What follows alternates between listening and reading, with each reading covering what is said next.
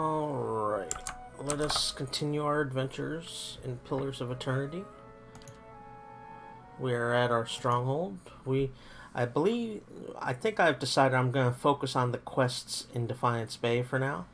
And then I will travel outside of Defiance Bay and do quests out there.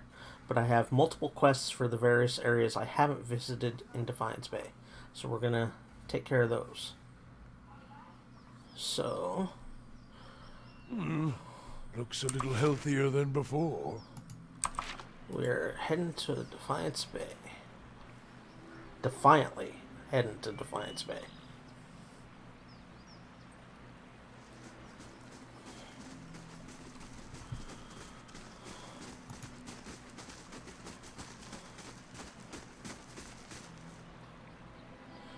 Yeah, that's fine. We'll leave the druid back home. We did Copper Lane First Fires. So let's head to Brackenberry. 22-hour journey.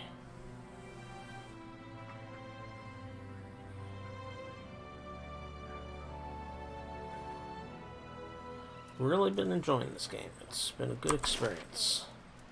Hey, Olaf, can I, talk to your, your friend? Doesn't look What too bad. is it about Isilmir? I'm right here, you know.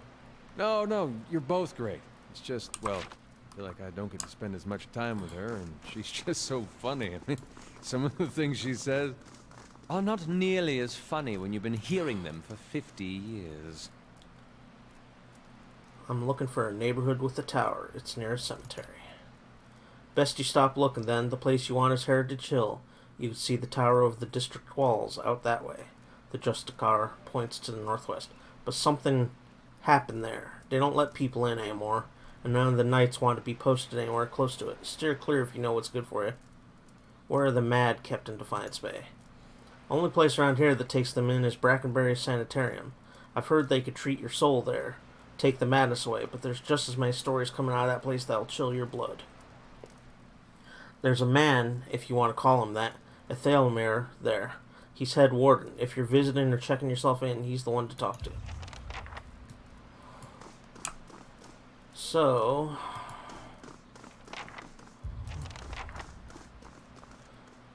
a lot of quests. I'm not really going to focus on any particular quest. I'm just going to explore the area and let the quests complete naturally.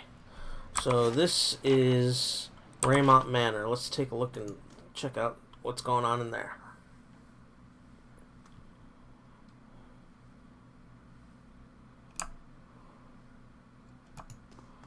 Servants.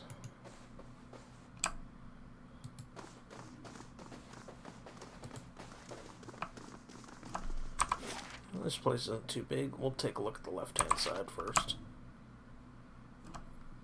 Steady does it.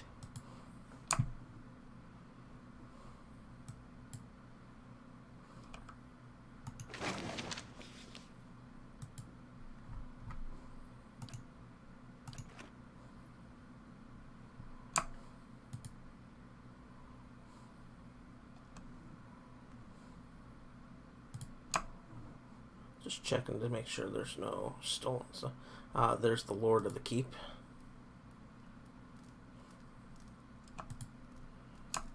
Check to make sure there's no hidden things. Sprigs of dried lavender and rosemary infuse the kitchen with a fresh aroma. Skins are so bright and red it looks as if someone has taken the time to polish each fruit individually.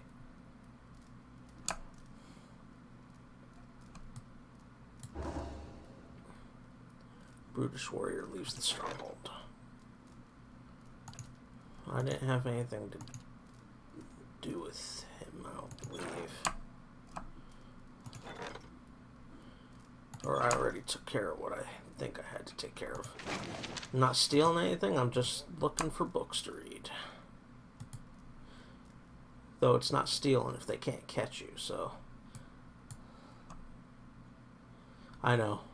Morally bankrupt, but I don't care.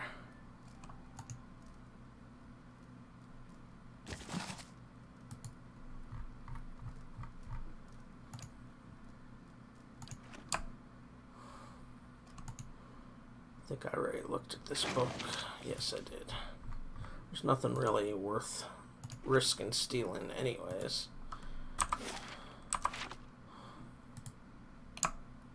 But I do want to make sure there's no... Oh, here we go. Somebody to talk to. Father never reads me. He always busy with his own books. That's sad. You always have time for stupid little rugrat monsters. The labels, all perfectly angled outward, boast an array of fine vintages. However, they're all coated in dust.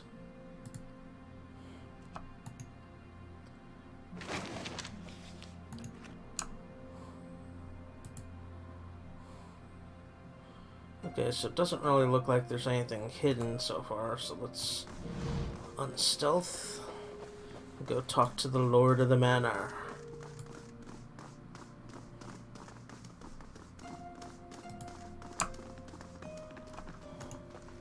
Ledger lists quantities of wheat, copper, and werewool.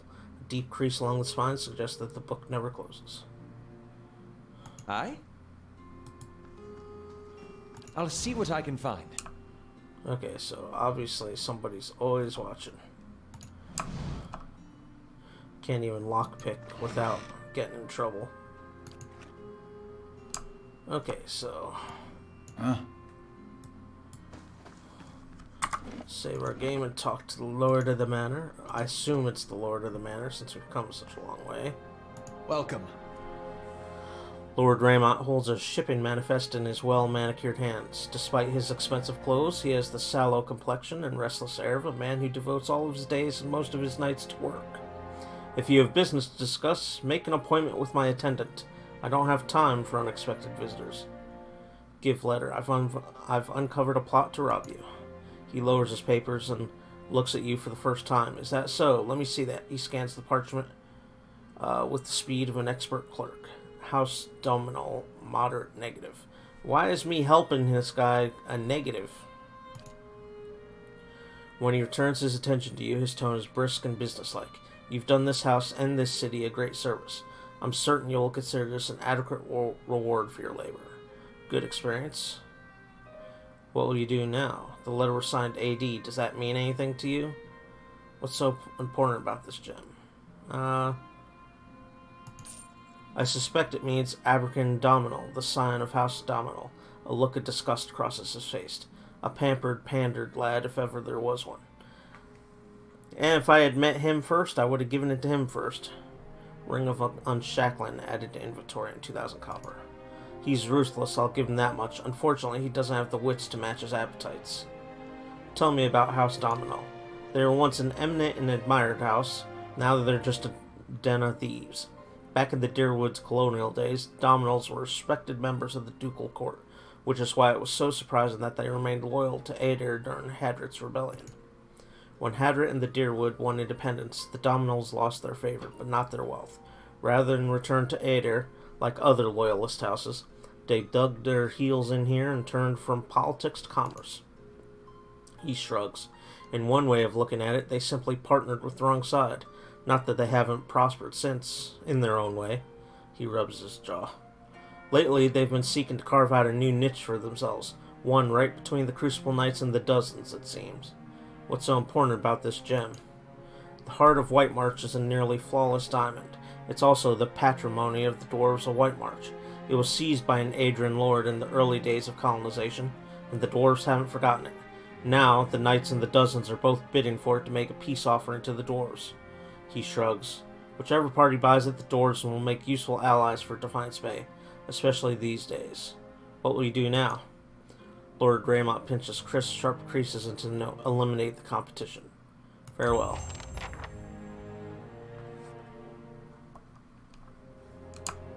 Alright, so that's one quest. Let me take a look at that ring, though. Grants suppress affliction, which is what? Friendly AoE, hostile effects suspended over 5 seconds. But it doesn't have any stats, so it's not really all that good. Oh, well wait, ring slots are separate. So yes, it is pretty good. She does not have a ring, she will get it.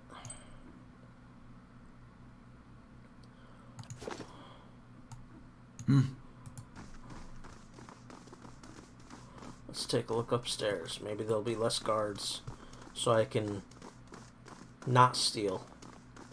Wink.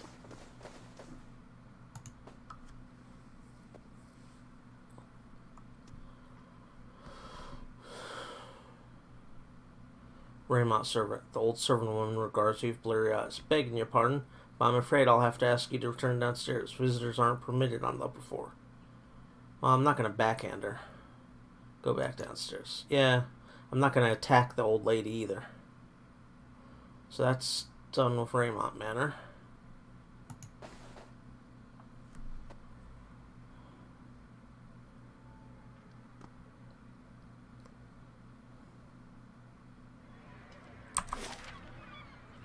Let's concentrate in this area and then we'll move on.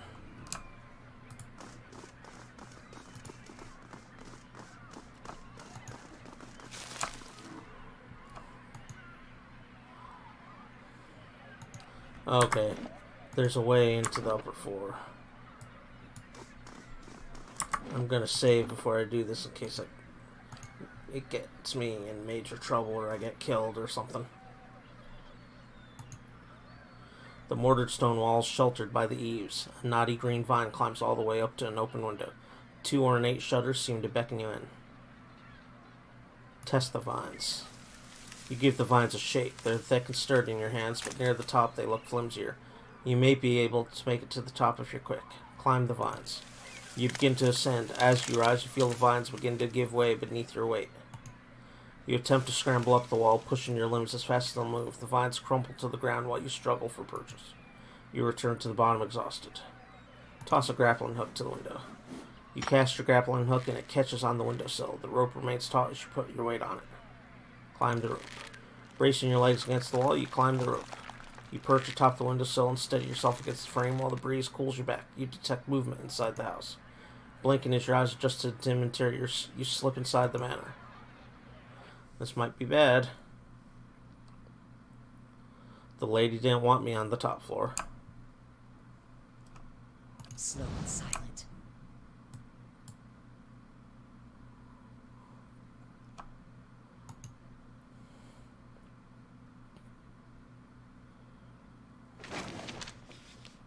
Scroll of prayer. Can go to Durant's book. Goes to stash.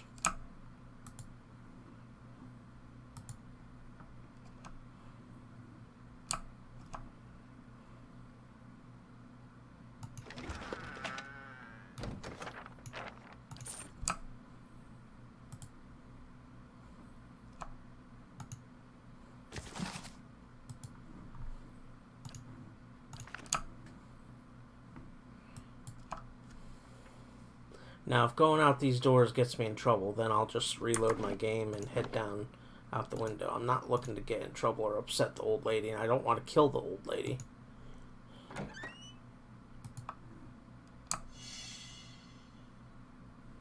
Hidden object found. Where? I think I see something.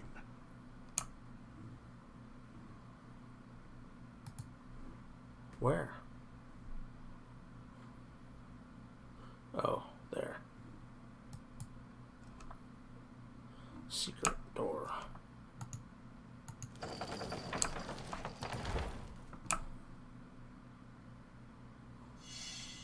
That's unusual.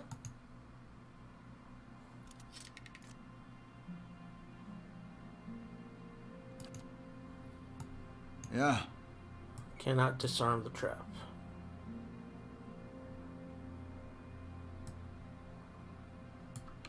Oh crap. Where? I have them!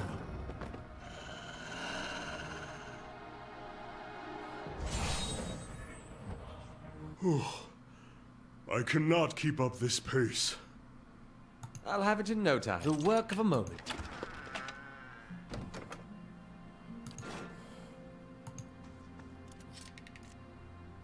Yeah, trigger it. Ansawu.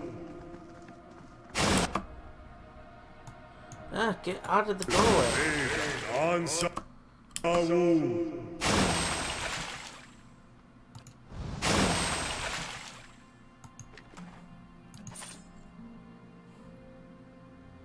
Right.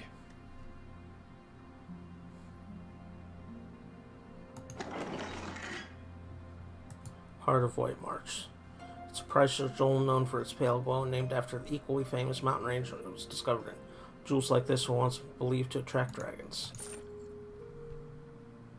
So it's a quest item, so I had to get it eventually.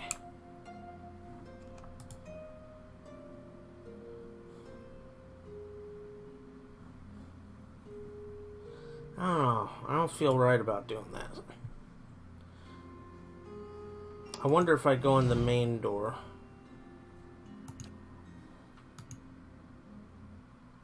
If I go in the main door, the guard's gonna know just because I killed one of them that it was me. I killed the only witness.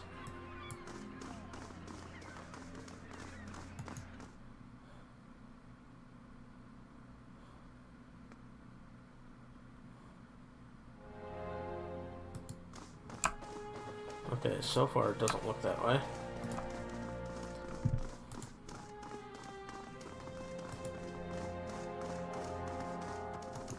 Gods keep you. Tell me about yourself.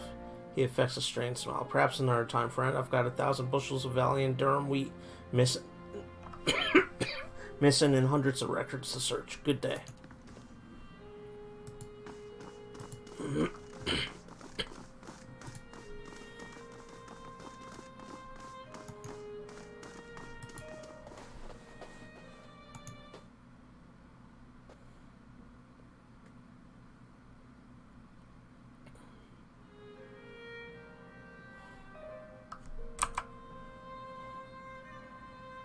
So it doesn't look like I can...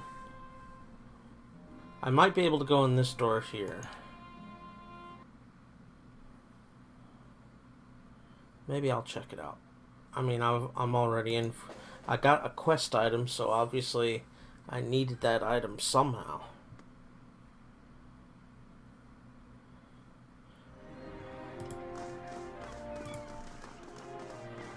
You're from Gilded Vale? Then you're close to home.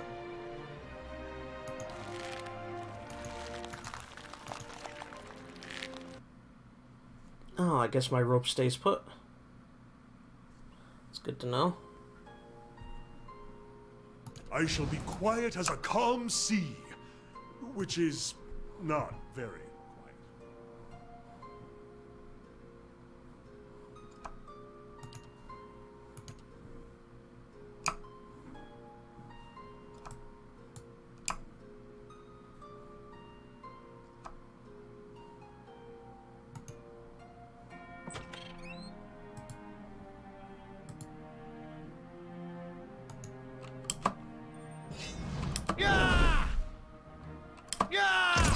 Let's go.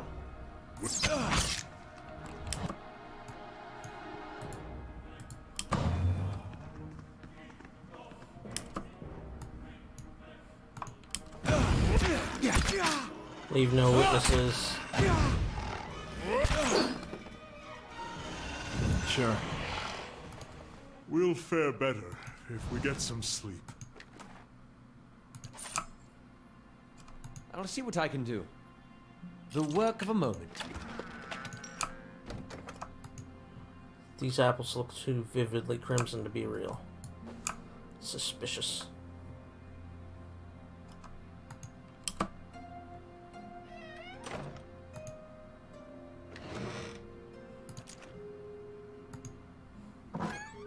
Let's go.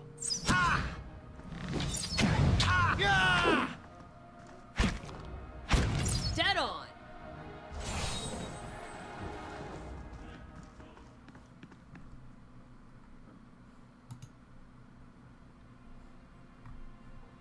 Keeping an eye out.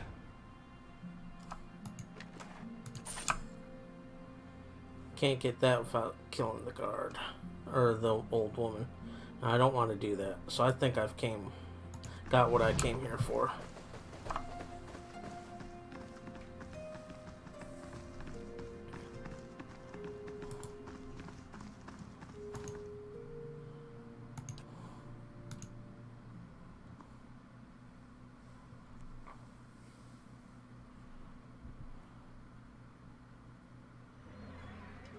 Just go ahead and make camping's not allowed in this area. Okay.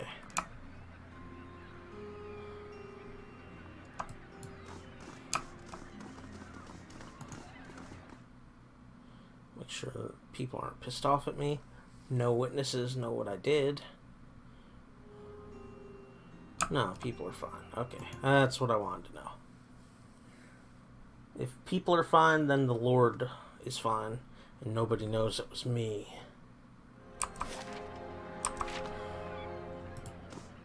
Let's see what Must have lies seen this... some amazing sights on your way north.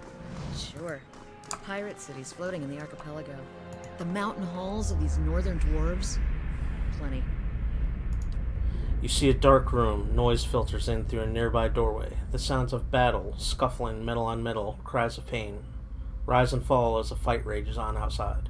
There is a bellow of rage, and a Zorb runs into the room, holding a book tightly against its chest. It looks around frantically, searching for something. It hurries to the far side of the room and opens a box sitting on a makeshift table. It places the book in the box, closes it, and then bends over to push the box under the table. A small stone hits the back of the Zorb's head, knocking it forward a little. The stone bounces into the ground, rattling a little as it comes to the rest on the floor next to the Zorb's foot. It freezes in place, hands still on the box, eyes wide. As the clatter under the stone quiets, silence takes control of the room again. The battle outside has stopped. It spins around to find this woman standing in the doorway, leaning on a savage-looking two-handed sword. That book contains the answers I need, she snarls at it, moving forward. It hisses, rushing to beat her. Seconds later, she is retrieving the stone from the floor, having separated its head from its neck with a practiced flick of the sword. She smiles, kisses the stone, and then places it in her pouch at her belt, patting it fondly. Leaning over, she pulls the box from under the table and opens it, elated with her find. You see a lush forest, quiet and dark in the early morning light. This woman walks through the trees, a captivated look on her face. She doesn't appear to have a particular destination in mind as she wanders slowly between the enormous trunks, looking up through the branches and occasionally making a low chirping sound. When a responding chirp echoes through the quiet morning, she turns her head in that direction, obviously not concerned with losing her way. A loud metallic snap, followed by a quick yelp, cuts through the air as she looks to it, focusing in the direction from which the sound came. She moves toward it on the verge of running. She seems to realize suddenly that caution is important and freezes, looking down, her foot hovering over the pressure plate on a well-hidden bear trap. She leans back and gingerly places her foot back on the ground next to the trap. She looks around, anger darkening her features. Grabbing a nearby branch, she presses down on the plate and disables the trap. When it snaps shut, she hears another yelp, this time much closer. Scanning the ground for more traps, she carefully makes her way towards the trapped animal. Rounding one of the trees, she spies him, a large wolf, bony with malnourishment, right hind leg held tight in the rusty metal teeth. He looks at her and a low growl starts in the back of his throat. His hackles rise and she pauses briefly to let him catch her scent. She lowers herself close to the ground and holds her hands out, palms down, in front of her. "Aren't you a beautiful boy?" She inches towards the wolf. I haven't been further south than the Deerwood myself. Maybe I'll come back after I've convinced the Ranganui and see all those things for myself. I The charred barrel. hope you do. Check out the charred barrel. Tripping over my own tongue.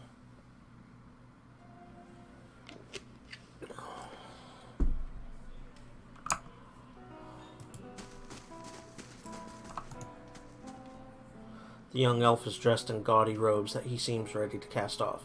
He picks at a heavily brocaded sleeve and continually adjusts the gold chain around his neck. He looks up at you. "Did she send you to run me out of town? You can tell her I'm not going anywhere without that medallion." "I told you, Cyril, I wouldn't let her sell it. If that's what you're here about, then save yourself the trouble." He puffs up his chest but glances at the exit. "I'm irrational and stoked. Just tell me what the problem is." He relaxes. "If you have to ask, then you're obviously not here to shake me down. Cyril's a courtesan over at the Salty Mast in Andra's Gift. We've been working together for over a year now. I find a noble with more money than sense, fill him up with liquor, and send him her way. They have a good time, and Cyril takes her fee. And a little extra. So he's her pimp?" He rubs his fingers together. 100 coppers here, a trinket there. It's a bounty for us, and these lords and ladies never notice anything missing. No harm done then. Anyways, we always split the bounty, until a week ago. He squeezes his lips into a tight frown. She takes a necklace off some noble. It's an Engwithian medallion, damn near priceless. That relic is sacred to my clan, but she won't part with it for any sum I could afford. He tugs at the gold chain around his neck, and even if I wanted to, I can't go home without it. Sagani's brow furrows in pity. That's a hard thing. Let's see about getting the medallion from Cyril. Tell me more about your situation. Tell me more about your situation. He picks at the hem of his sleeve. What do you want to know? Tell me about Cyril. She's a courtesan at the Sultan. Over in Andra's gift. She wasn't born to much, but she's done what she has to in order to escape that. He gazes at the string of amber beads around his wrist. She's a good friend. He folds his arms in his trailing wrinkled sleeves. Without her, I'd probably be living hand to mouth like the rest of the Shattering Spear. But this isn't about her or me. It's about the 40 people in my clan and the way of life we've held to for generations. What makes this medallion so important to you? I grew up in Erin Glanfath with the Shattering Spear clan. We Glanfathans have protected Engwithian ruins for thousands of years. It's the one duty the gods ask of us in exchange for the freedom to live as we please. He fidgets with an emerald ring on his pinky. But treasure hunters looted the ruins in our territory, and we left the wilds we dwelled in for generations. Most of my clanmates scattered to towns around the Deerwood and probably live on crusts of bread. He looks at his embroidered robes with disgust. Restoring this medallion to the ruins would earn us the gods' forgiveness. The Shattered Spirit could go home. This is all rather fascinating, a single medallion to earn the gods' favor and so return home. It rather reminds me of a story I heard somewhere. I still don't understand why you can't take your money and return to Erin Glanfath. Stoic, too. He sighs, arcing his neatly plucked eyebrows. That's because you're used to looking at things with detachment. Community isn't a place, it's a connection to history and meaning. He makes circles with his wrist, like an anchor, defending the ruins for the gods gave us a purpose. Without that, we're adrift. Does this make any sense to you? Yeah?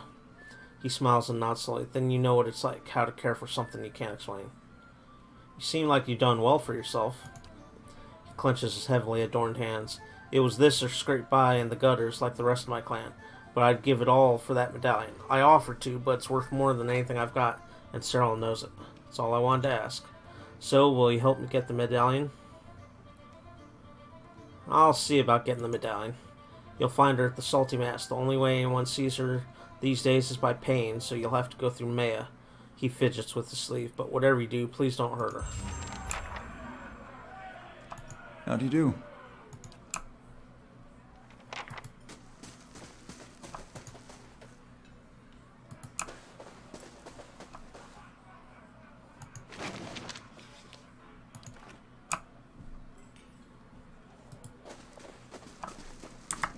Oh, Nantan, I remember him from earlier in the game. Chancellor Warren, there's another quest. Begging your... Oh, it's you. It's good to see you well. We had a few rough days here, but then we found this place, and they were kind enough to hire us both. Things have been wonderful. I can't tell you how much we appreciate what you've done. That's all we get? It's hard work, but good wages. Can't complain. Hail and well met. The man is dressed in neat but functional clothes. His sun-wrinkled skin and limber musculature reflect a life spent in the wilderness. Well met. What brings you to the Charred Barrel? Is this your place? It's my retirement. He thumps the bar. Used to be a warehouse back when Brackenbury saw more ship traffic, but it fell out of use when the area became mostly residential. I inherited it from some great uncle who'd never had any luck pawning it off on my cousins. Now it's the most... Sorry. Now it's the most popular spot in Brackenbury. The nobles come to unwind, and kith from our other districts come to mingle. He leans closer.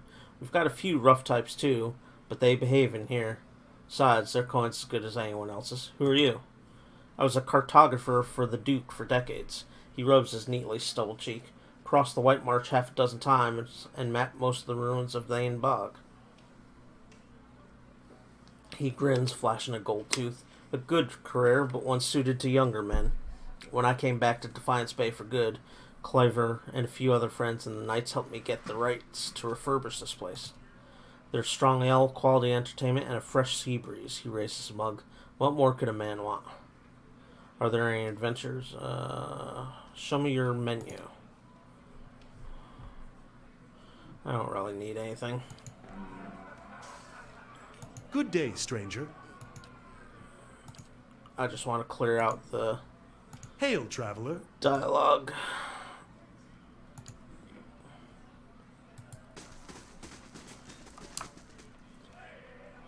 You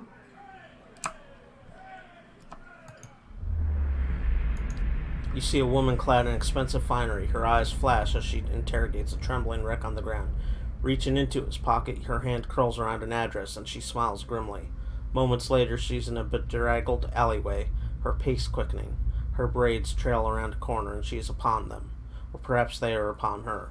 The action does not last, as she easily dispenses of man after man, searching their faces, clothes, shouts for something she fails to find.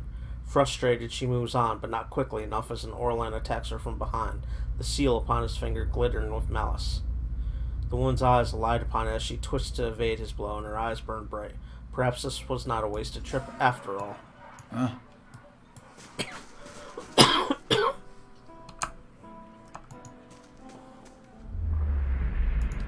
You see a large group of people gathered in the common area of a large inn. This man is standing in the midst of the people, engaged in conversation with someone. He's smiling and talking gregariously, moving from person to person with ease. He's able to extract himself from one conversation and insert himself into another without a break in his stride. He kisses the hand of a well-dressed woman, dipping her, then twirling her back into the arms of her escort.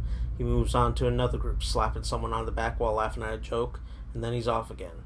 Sliding between people, hugging someone, shaking hands. He never stops. Finally, he seems to have hit his limit, and he excuses himself from the gathering, much to the dismay of everyone there. He smiles and waves as he leaves, making a little bow with a flourish of the hand as he closes the door. Once he is away from the inn and around a corner, he pulls several objects from a concealed pocket in his jacket. It's a pickpocket. He looks at each one in turn, a necklace, a brooch, a couple of coin pouches, and a small jewel. Smiling, he pours the money into his palm and quickly counts it, still aimlessly wandering the streets. He passes a beggar who holds out a bowl to him, pleading for a pittance. The man stops, smiles at the beggar, and drops all the coins into his bowl. Then he walks off, whispering happily. It's like Robin Hood.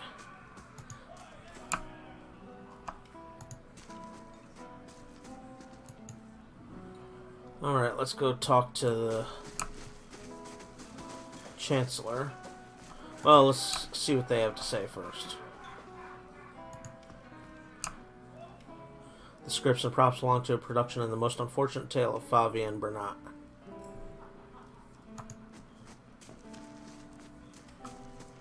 Alright, let's save and talk to the Chancellor.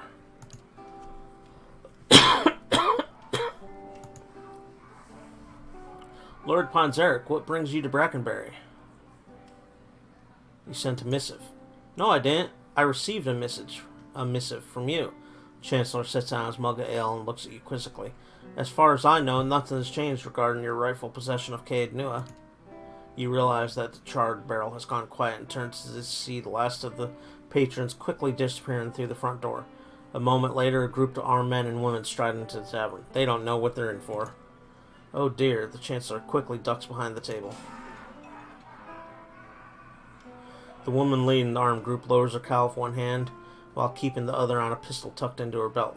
You immediately recognize Gathvin's captain. Now that the sheep have been herded from their pen, you and I can conduct our business, unfortunate as it may be.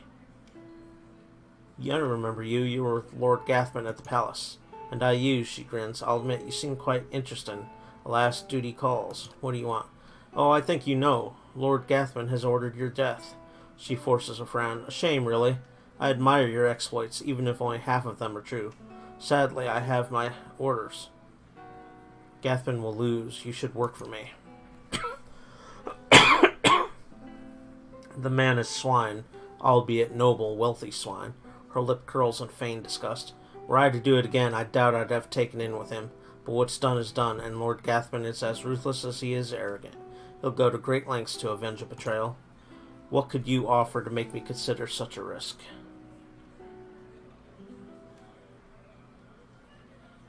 A better life servant and an honorable lord. Tempting, but your honor's no match for Lord Gathman's wrath. Let's get on with this.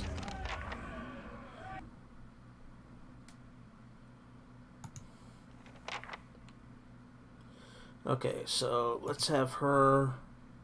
What are we dealing with there? A beguiler, a priest. Okay, priest. You and her take care of. You focus. You focus. A shield warden.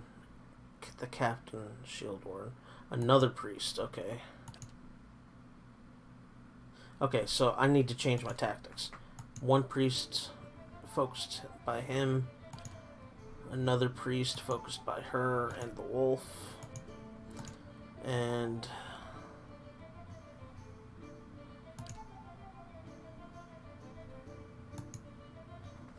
that on the captain.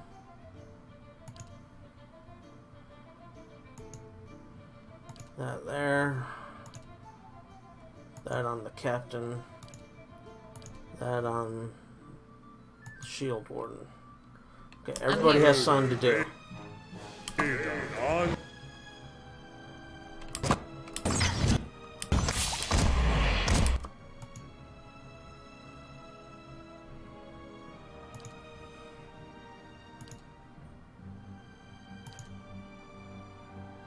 Yes? You're blocking the path, you idiot. Yeah. Get out of the way.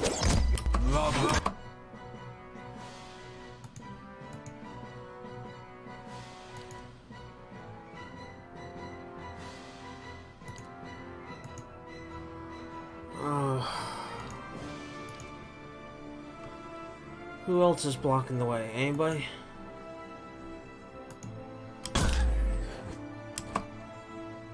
Okay, finally. Shield Warden. Knock down Captain Emery again. That's fine. Focus on the priest.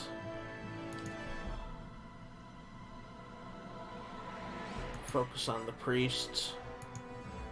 Focus on the priest.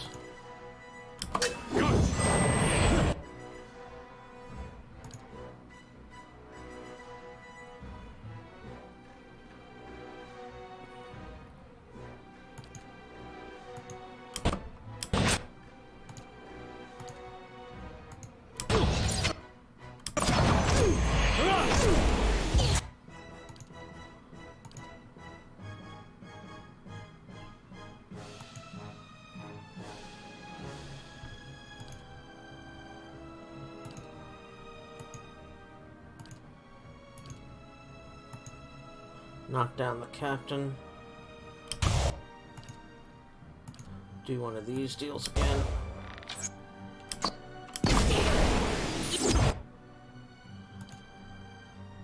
Do another concussive missile blast.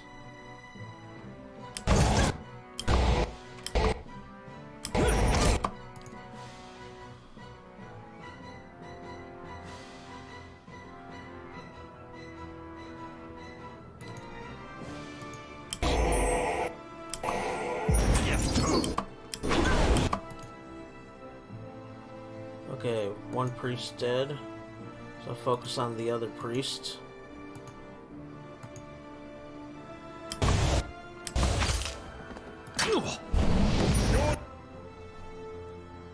Oh, he's knocked down. That's why he can't do anything.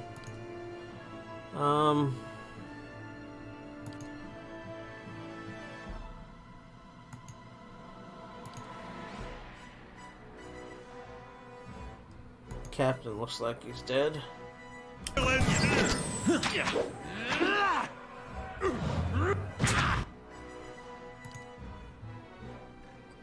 Let's do a bouncing missile deal. Okay, everybody focus on the shield wall over here.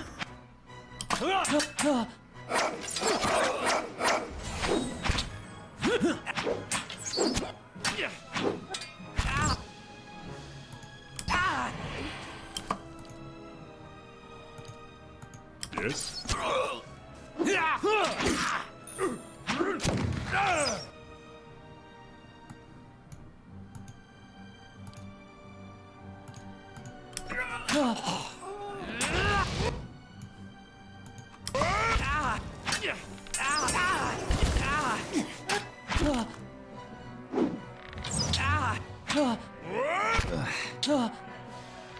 These guys are pretty high level. They got good defense, but they're no match for me, obviously. Let's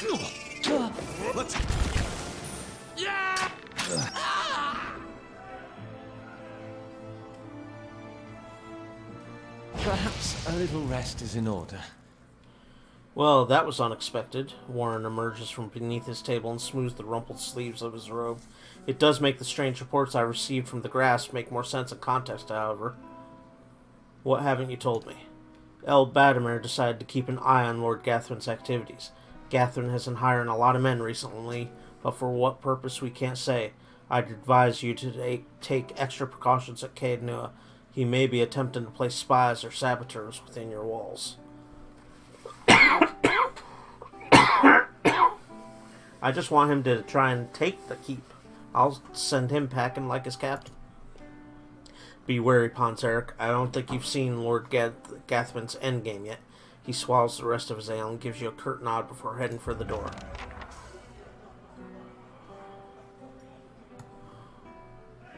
Yeah.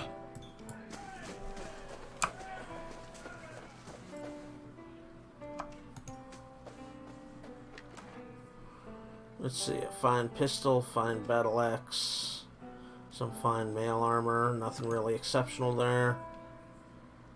Some lockpicks, a bunch of money. Well met, friend.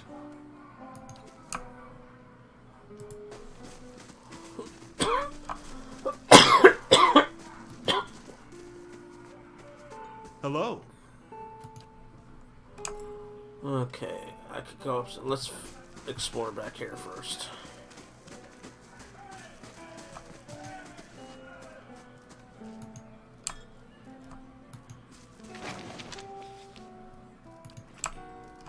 Let's go downstairs first. See what's downstairs.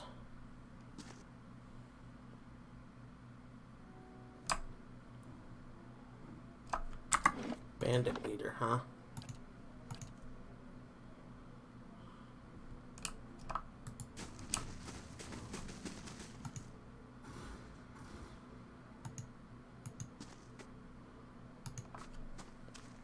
Just having a little chat with my associates. Okay.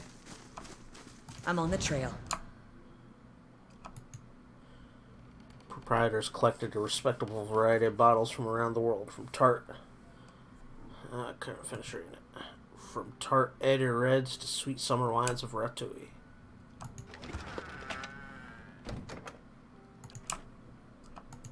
I'm just looking, I'm not taking.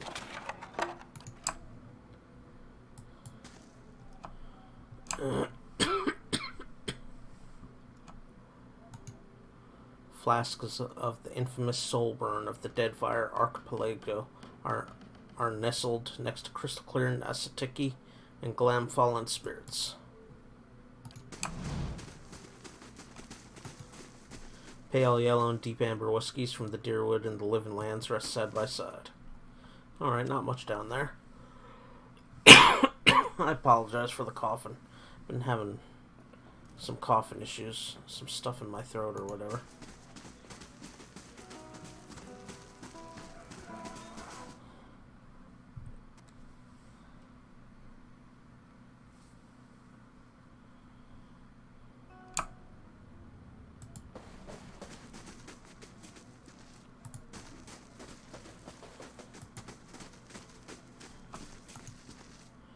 Meredith watches you through cold-rimmed eyes. She puts her hand on the hilt of her blade, jangling the jewels that hang from her wrists.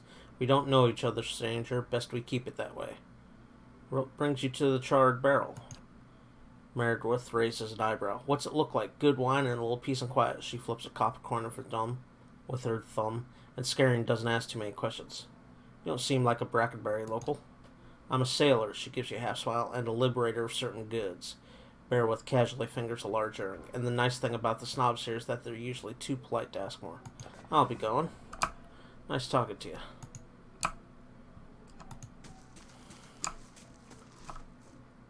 The map charts routes through the White March. And what does the flame reveal?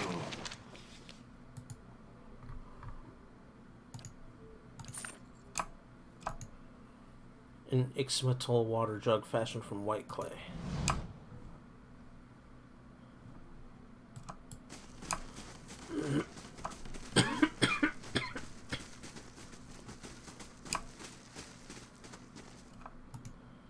The ashtray is painted with colorful waves and whirls in the style of Ratatouille. The map of the Deerwood and Air Glanfoth appears to predate the discovery of some of the ruins in the east. It's signed by the cartographer, A. Scarian. You see a pair of chain gloves sitting on a table between two men. The gloves are inlaid with gold runes and glow with a faint blue aura. The man stands on one side of the table, and across from him is another man dressed in arcane robes. The man retrieves a small pouch and hands it to the wizard, telling him to count it to ensure his entire payment is there. The wizard smiles, giving the man a half-bound, then empties the pouch into his hands. You wanted these gloves protected from thieves and other unsavory characters, he says, dropping the coins piece by piece back into the bag. Put them on, and they will never leave you. The man slowly slips his hands into the gloves, a look of satisfaction on his face. His smile falters a little once they're on his hands. The gloves flash briefly and then start making a light metallic tinkling noise. The look of satisfaction quickly becomes one of concern, and he grabs at the gloves, trying to pull them from his hands. His fingers tug at the openings, but they have shrunk, trapping his hand inside. The metal begins to work its way into his skin, small drops of blood appearing on the surface of the gloves. The man drops to his knees, fighting with them and crying in pain. The gloves constrict until they have completely shrunk around the man's hands, becoming one with the flesh. The man looks in horror at his hands, then up at the wizard, who has finished counting his money, is standing at the door. You certainly won't be losing them now, he says, stepping through the door, slamming it behind him, leaving the man on the floor staring at his hands. Well, he's not wrong. You see a woman sway, her voice floating gloriously above the court, lilting and sweet. It twists around them, and they smile, enraptured, as she palms their hearts one by one. She begins to dance, but something in her step is offbeat. She pauses, confused, a snatch of some foreign sound in the air. Competing, resisting. It takes her a moment to spot him, a small man with a single brow chanting under his breath, disrupting her song with his staccato incantation. She intensifies the dance, the swing of her hips wider, her feet a flicker above the square tile ground, the underlying chant in her own song more persuasive. Her lips twist intently, his lips twist intently, vibrating with the effort of countering her charm. And then, a note crystal clear, bright and tinkling. He begins to smile dazedly as her song continues, and he forgets all about resistance. She has won the day and the court.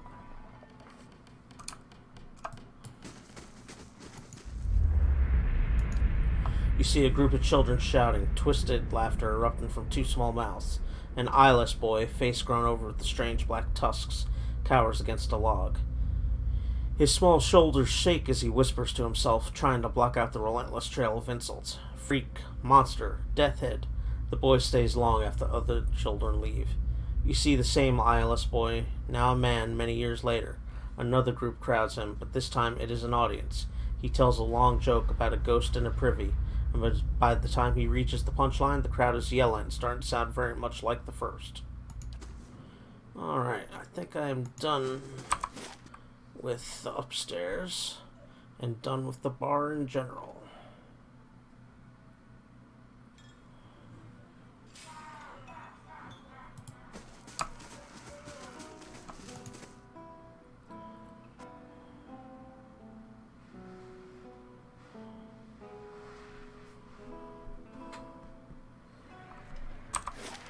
Alright, so it looks like we're on to the second level. Have you ever chased a skirt wizard? Or do you merely hide behind them? Don't pawn your personal problems off on me. They will use you, cast you off when it suits them. Never speak another word to you. Maybe they just don't answer to fiery whore. You see this man kneeling naked before a dais in the center of a large round room. Across the room, opposite from where he kneels, stands a large throne. The throne's back and 2 of its legs are broken, rendering it unusable and causing it to tilt precariously on its stand. The room is ringed with figures clad in black robes, each chanting quietly, resulting in a low drone that pervades the room. On the dais across the brazier, is another robed figure holding a leather-bound book with charred marks on it. He is speaking to the naked man about fealty, dedication, and law. When he finishes, he bids the other to rise and holds the book out to him over the burning coals in the brazier. The naked man nods, and the robed man drops the book into the fire. Then the naked man drops to one knee, briefly pressing his forehead to the side of the brazier, then stands and thrusts both of his hands into the coals at the bottom of the brazier. He retrieves the book, slowly presenting it to the robed figure before him.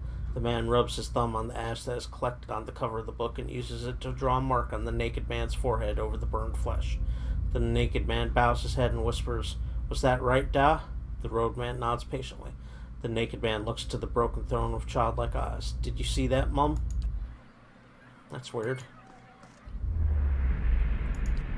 You see a burly man inspected a dilapidated inn. The Mao salesman almost dwarfing him as they walk through the once proud establishment. The walls are rife with stains, and only Whale knows what else smeared on every available surface. Not one thing stands unbroken, and moth-eaten blankets, rotting food, and trash give evidence to a succession of squatters. The man frowns, scrutinizing the space. The Mao gives him a final offer, flash of 2 white teeth with each syllable, oversized and threatening. With a sigh and a jingle as he hands over the coin pouch, the man acquires the dump of an inn and begins to plan.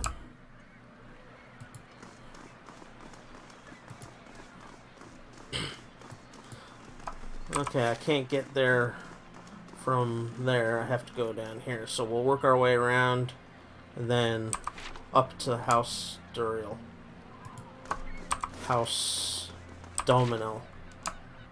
Which is the other person I could have given that book to. Or the Thieves' Note to.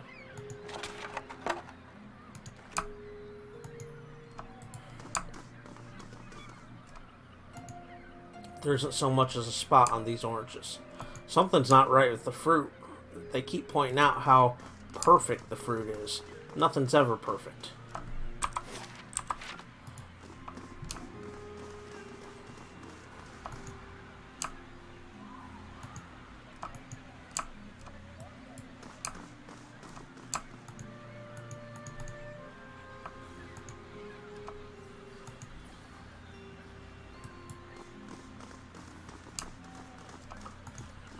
The marble's cool and perfectly smooth. Droplets of crystal clear water bead the statues.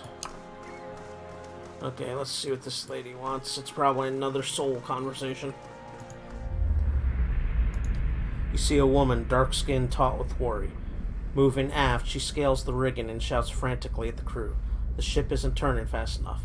She looks at the captain, gaping soundlessly at the approaching vessel. Her hands blister from the descent as she jumps from rope to rope, screaming at him to take action, take charge, do something. What is she paying him for if not to defend her ship from pirates? With a squeal as ladders are thrown across, the ship is boarded. She sprints below decks, taking the steps 3 at a time until she reaches the cargo hold. Scrabbling amongst the containers, she searches until she finds it, a blunderbuss fully loaded. Someone grabs her from behind. She throws up a knee, whirls around, and shoots. The force sends her spine first into the wall, but her assailant falls to the ground with half a head and without an arm. Dragging herself up the stairs, she reloads and engages the enemy force with her crew. She cocks an eyebrow as the pirates drop left and right. Clearly, this was more than they bargained for when they chose her ship.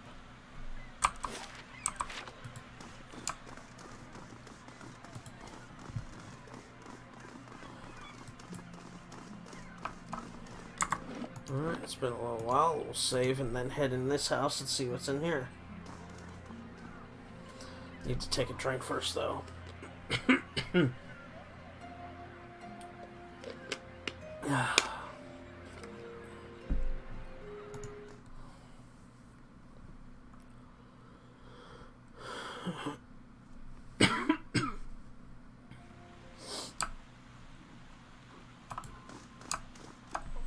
What is this place? Hadra House. The marble at the base has been worn smooth by the passage of hundreds of feet. Laying low.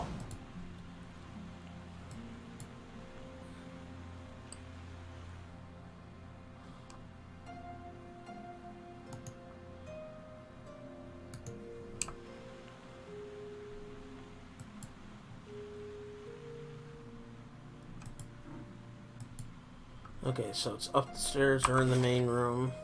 From the main room I could go right, and then left will go right first.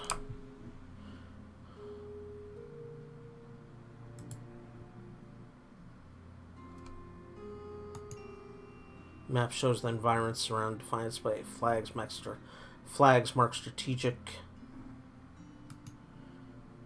access points to the city.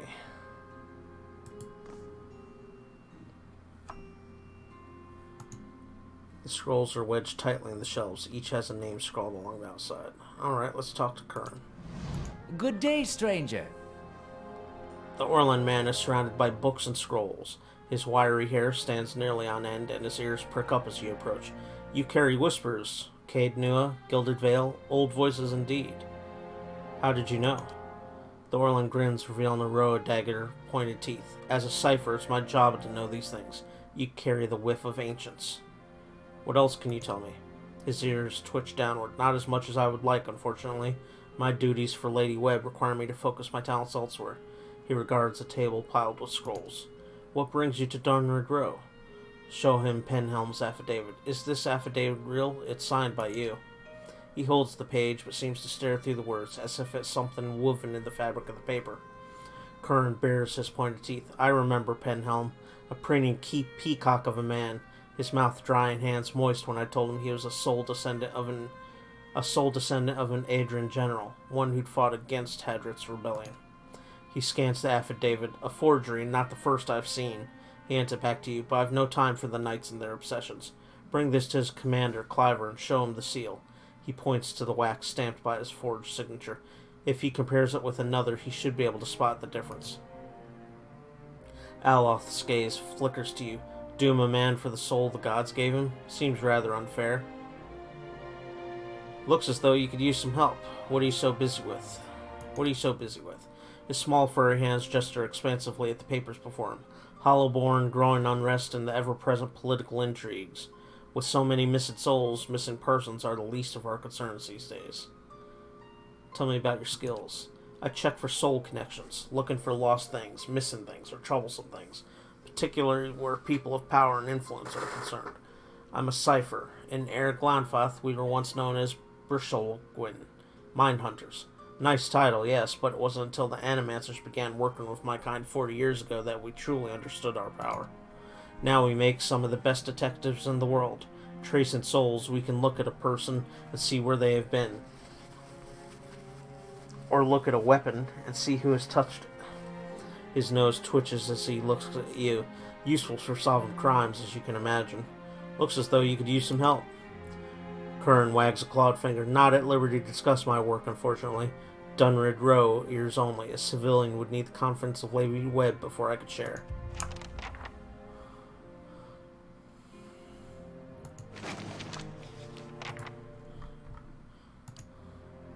Not stealing nothing. Just looking at the book.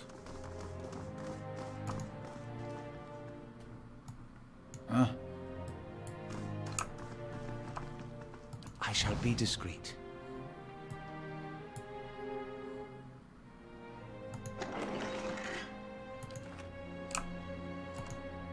Some of these vintages are even older in Defiance Bay.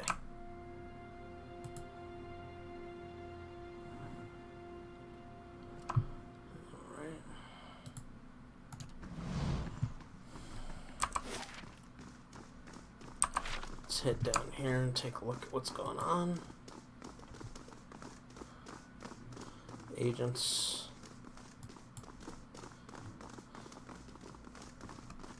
Let's see what lies this way. A group of notes speculated about the identity and location of a secret sect in Defiance Bay. I want to see what I can do. The work of a moment. I want to see what I can do. The work of a moment.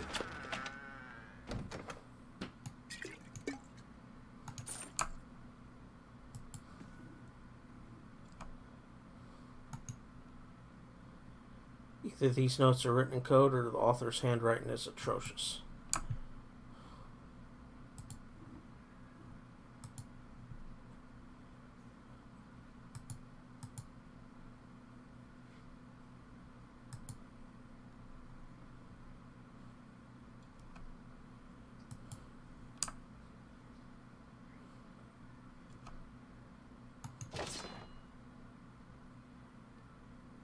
It's just a blunderbuss. Not interested in stealing it. Well, it's not stealing if nobody sees. Affixed. I know that's horrible opinion. Affixed to the wall are leads in a case involving apparently a caravan that disappeared en route to New AMR. All right, so up the stairs we go, I guess.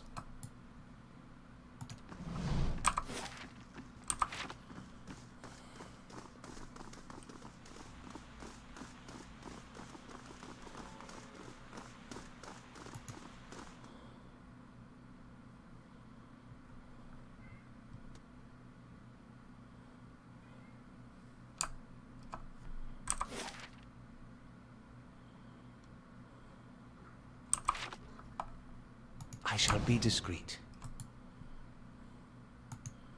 Notes are scribbled in a cryptic shorthand.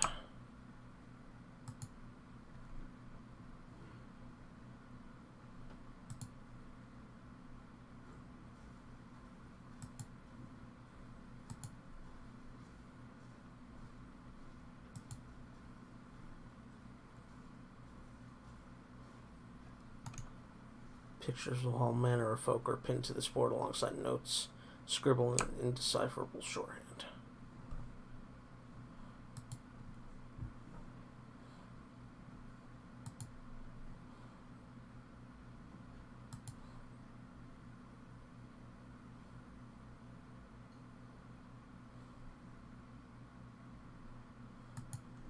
Needless to say, I can't really do much here.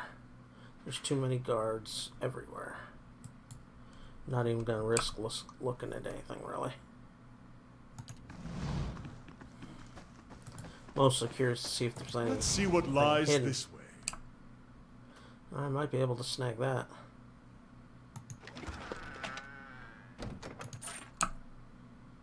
Oh. Caught stealing. Well, I don't want to be caught.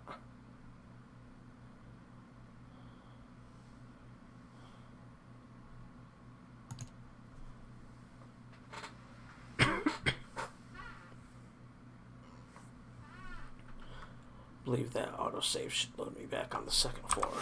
Yes. Mm-hmm. Margaren's fire casts light in dark places. There we go, that's better. Not going to be able to get anything else from this area. There's too many people, too many guards.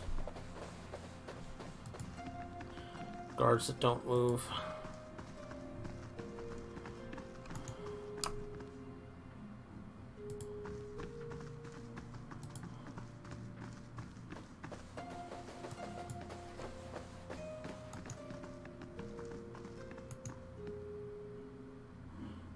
Can't go there. Don't have the key.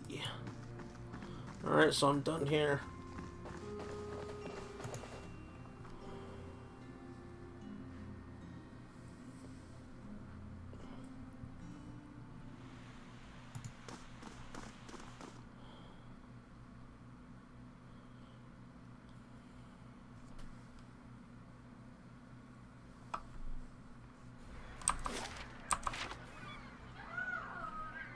Uh-oh, this doesn't look good.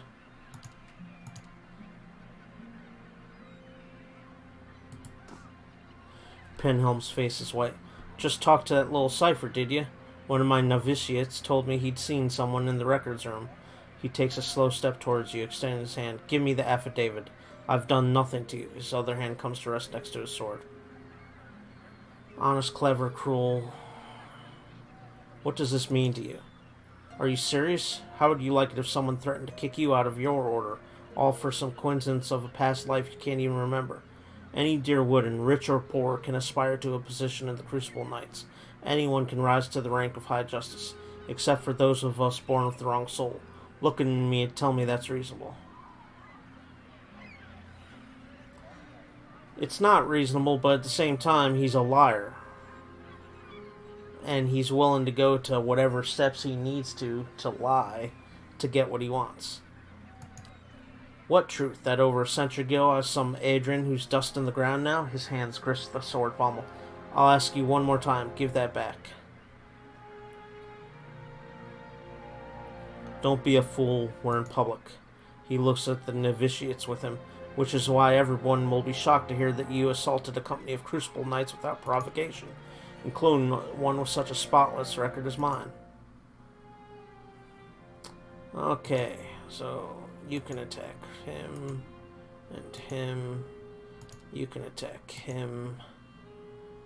You can do that. You can knock him down. You can do that to him. Basically, let's do bouncing. Ready.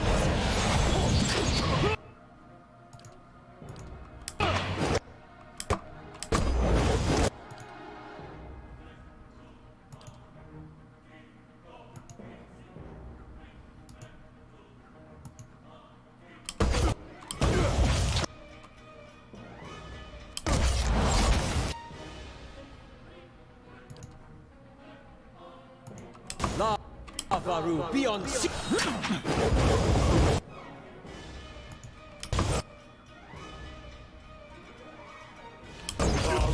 Beyond seek.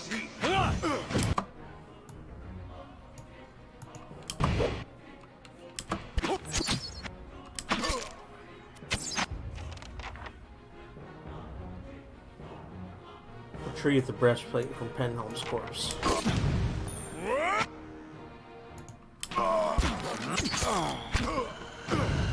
Hey, they attack me, I have to defend myself.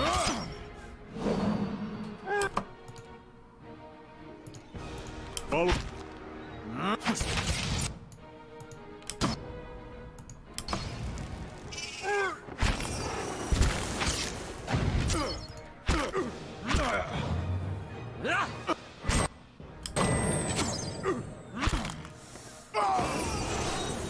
Yeah.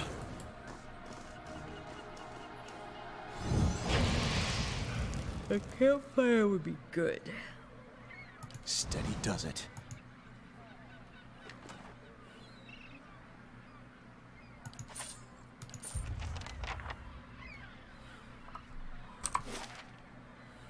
Alright.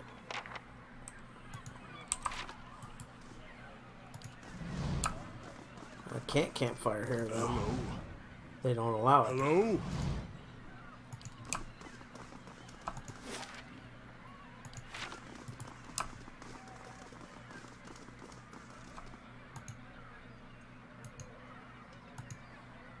This is the sanitarium.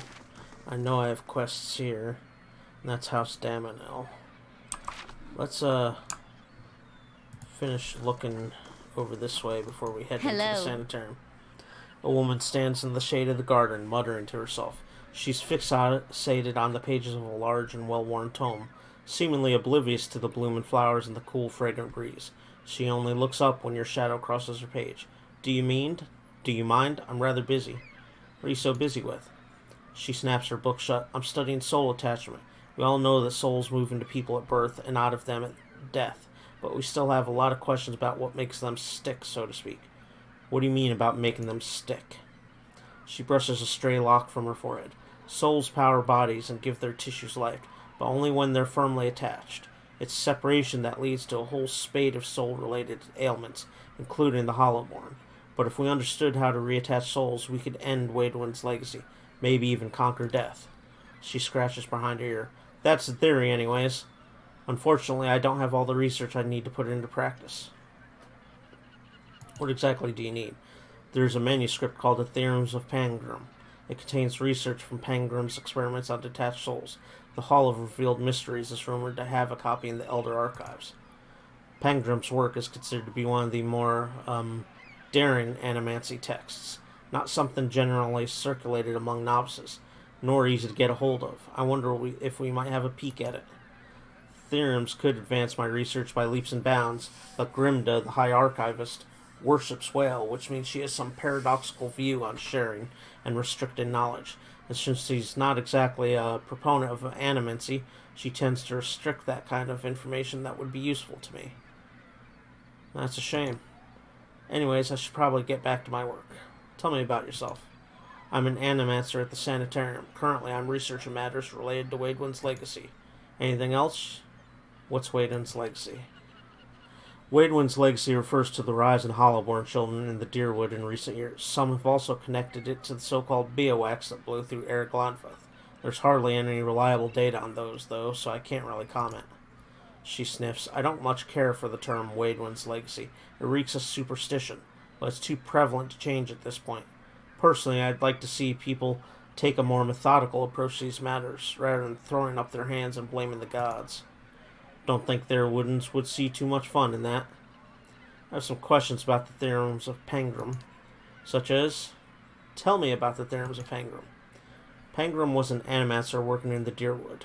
He had some interesting theories about essence and some rather innovative techniques for studying it.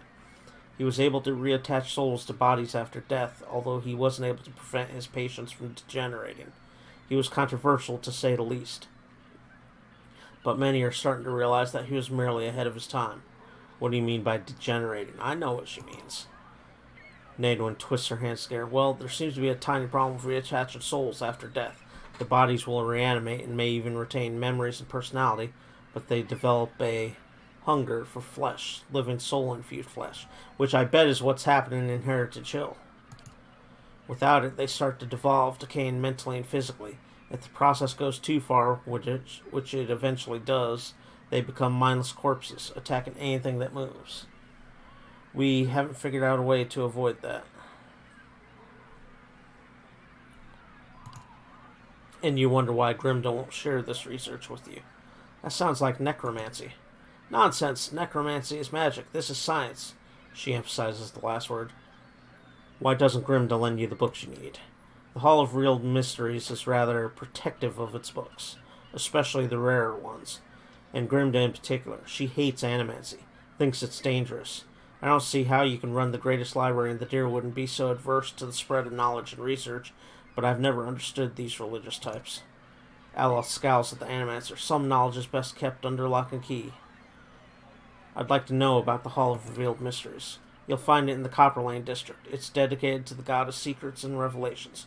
Most importantly, it houses the largest and most expansive library in the Dyrwood. Well, that settles it. We simply must go see it, right? We've already been there, already talked to Grimda. What are the Elder Archives? The Elder Archives hold the rarest, most arcane, and most powerful texts in the Dyrwood. Think of it as the inner sanctum of the Hall of Revealed Mysteries. Needless to say, you need Grimda's permission to enter. That's all I wanted to ask. I'll leave you alone. I got a new quest.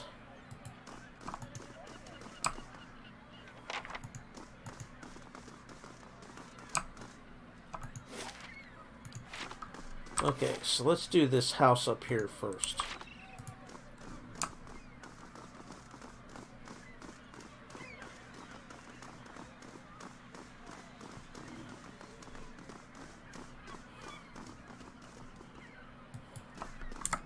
Been a while since I saved.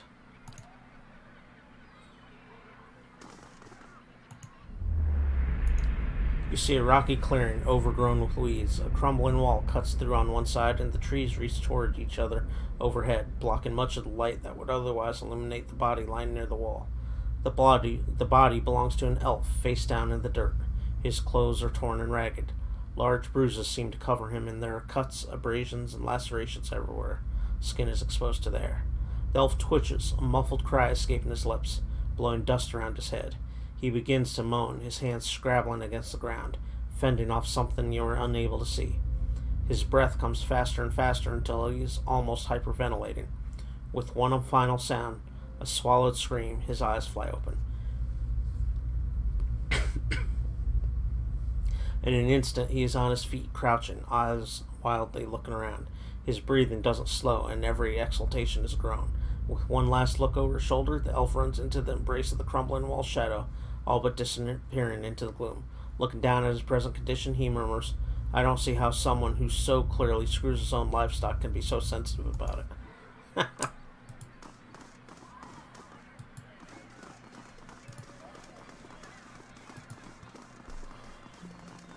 Alright, let's head in here.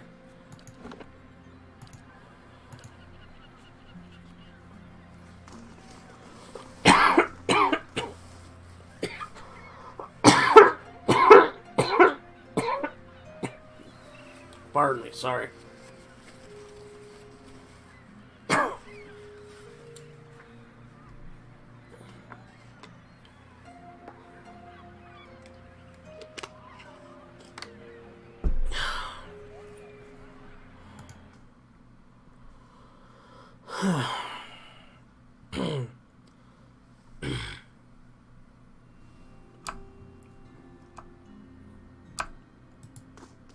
Hail and well night. The burly guard eyes you warily. I don't recognize you. What business do you have with House Daminal? Tell me about House Daminal. It's an old and respected family. Much of Defiance Bay's prosperity is due to Daminal business activities. Now, do you have any further business here? Farewell. I'll see you out. Yeah, I'm glad I sided with the other guy. This guy's an asshole. Good. That saves me from having to explore that. Maybe I'll just come in there and kill them at some point towards the end game before making my final save or something. Who knows? Not really much of that type, though. Charming windows are reinforced with iron bars and the double thickness of glass. Alright, into the sanitarium. Probably where I belong.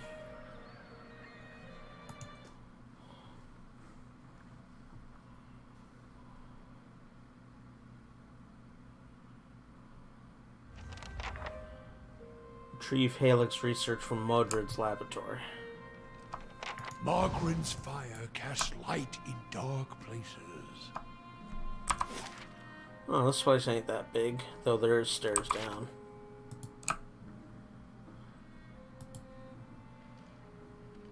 Clear out this room first.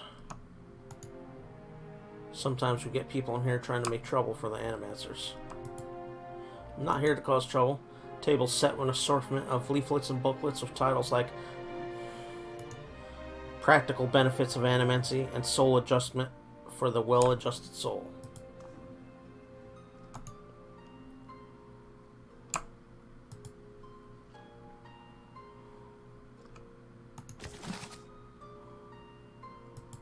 Doesn't say stealing.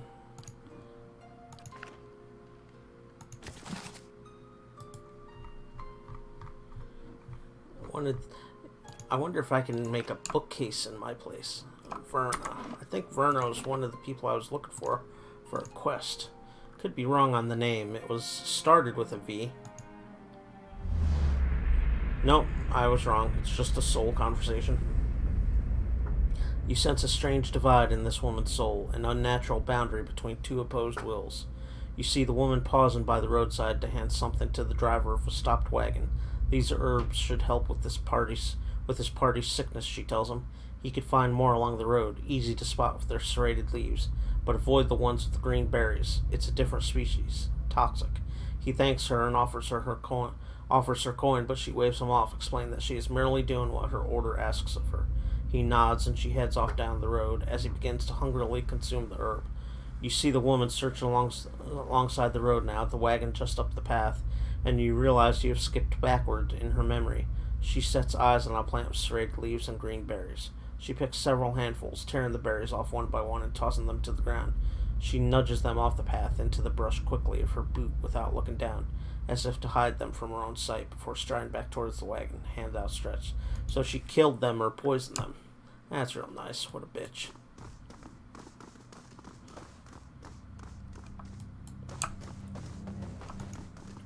What your soul may be trying to tell you.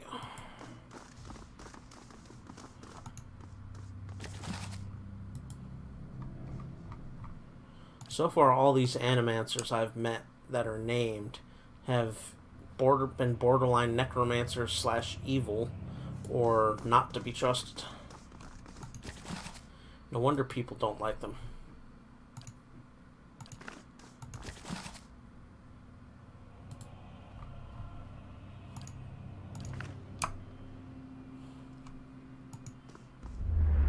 Another soul.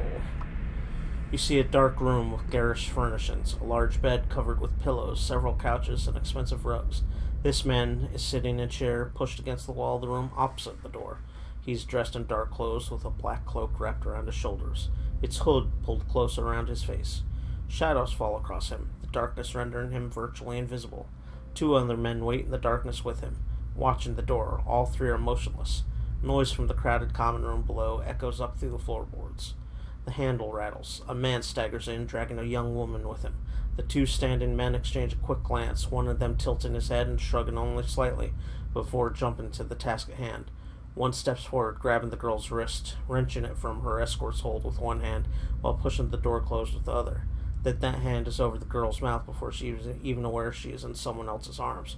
He takes a dagger from its place on his belt and draws it across her neck. He holds her still, waits for the struggles to stop. The other standing man has already subdued their target, now tied to a chair, arms and legs bound with a rag stuffed in his mouth. The girl, no longer moving, is placed under the bed, the man who dwelt with her taking his place beside the other.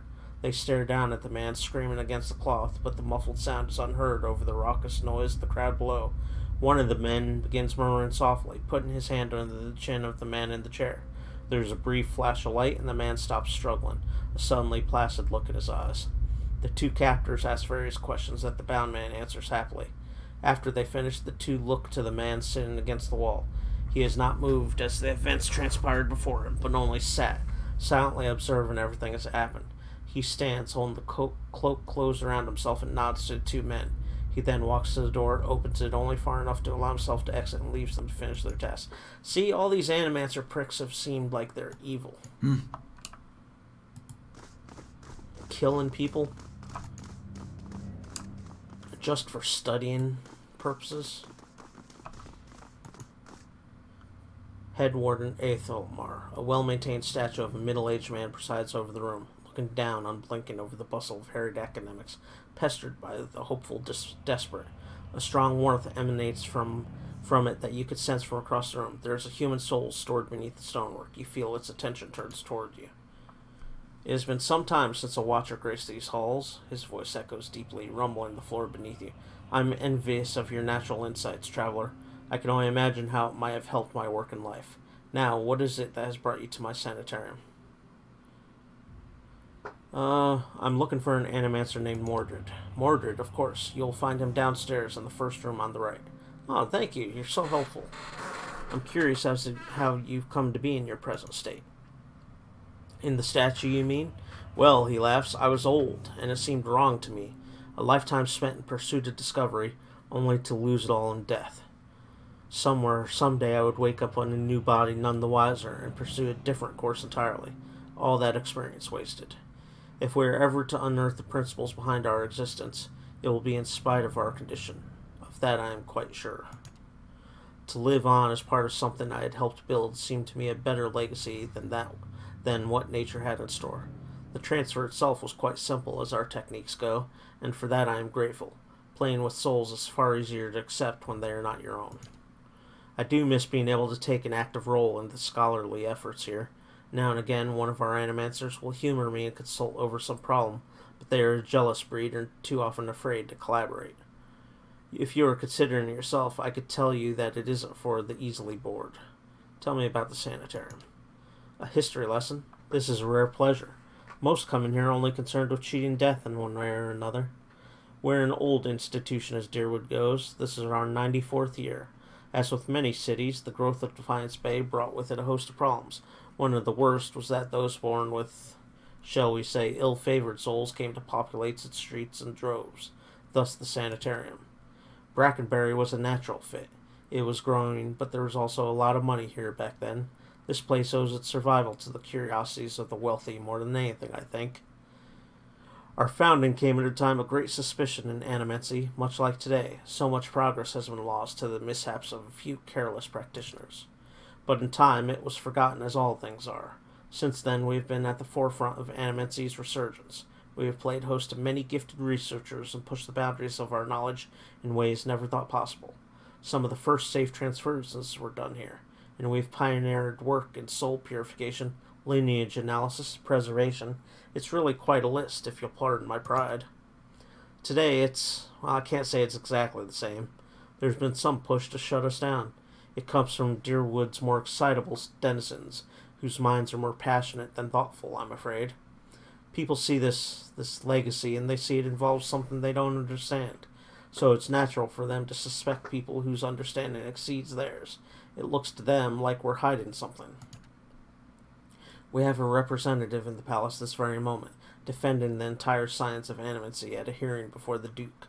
Absurd as it sounds, if it does not go well, could be the end of animancy in Deerwood.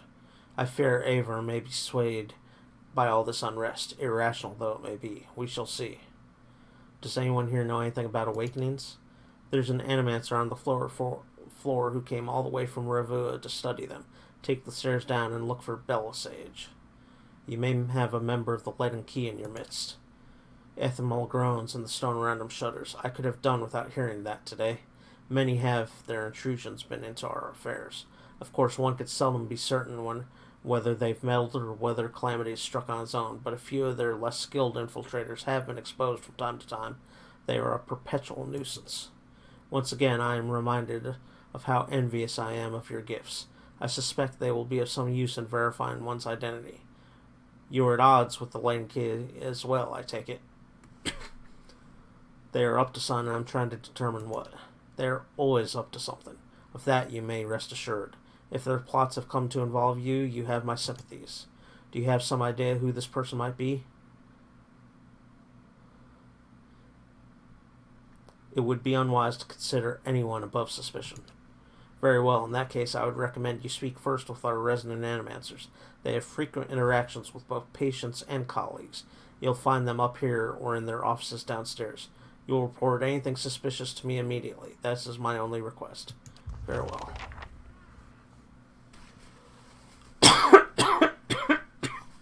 Pardon me.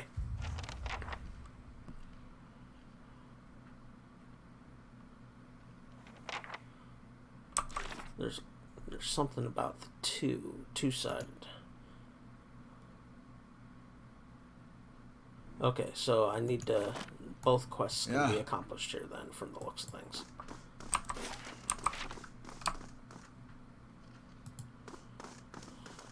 Laying low.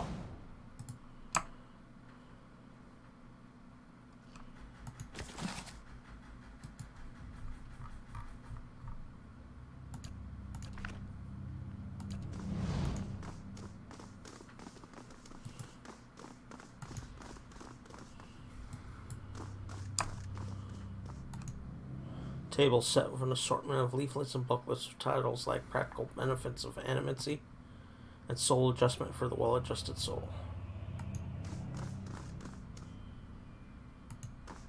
Oh, I can't talk to this guy, that's weird.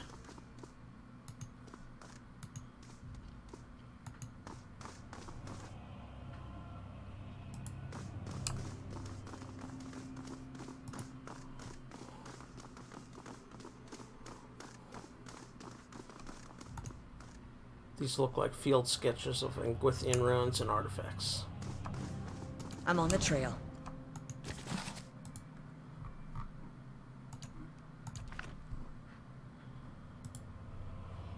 Oh, does that mean I have to re-talk to some of these people I talked to? I don't think so, but let me check.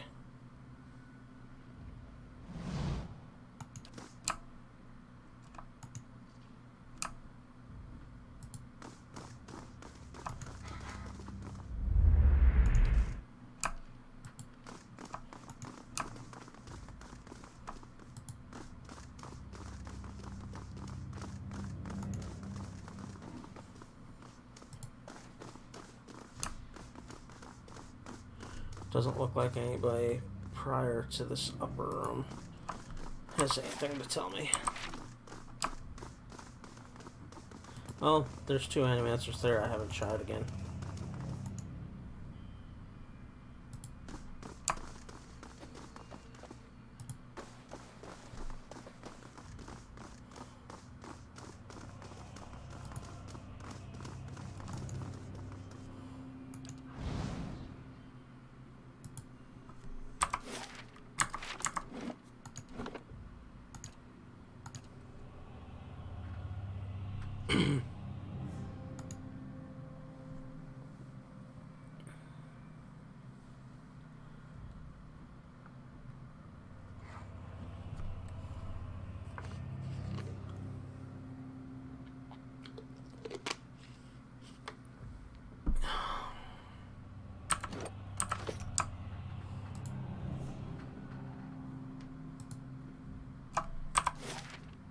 Oh, the fact that I'm having to uncover Fog of War is never a good sign.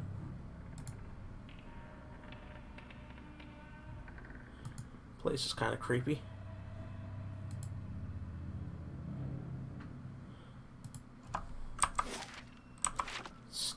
Let's work on this door first. Oh, and I immediately get Mordred. In a corner of Mordred's lab rests a large weathered trunk. It seems likely to contain something important, if only by virtue of its size. Leave it alone.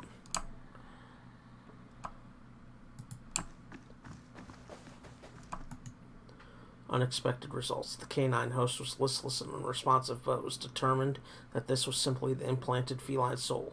Yarn resulted in vigorous stimulation. Laying low.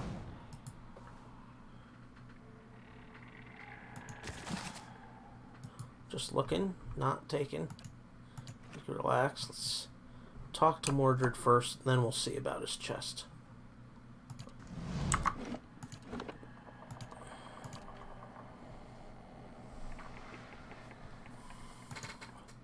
An animancer scribbles feverishly on a parchment scroll while his free hand dances through the air, counting off unseen objects.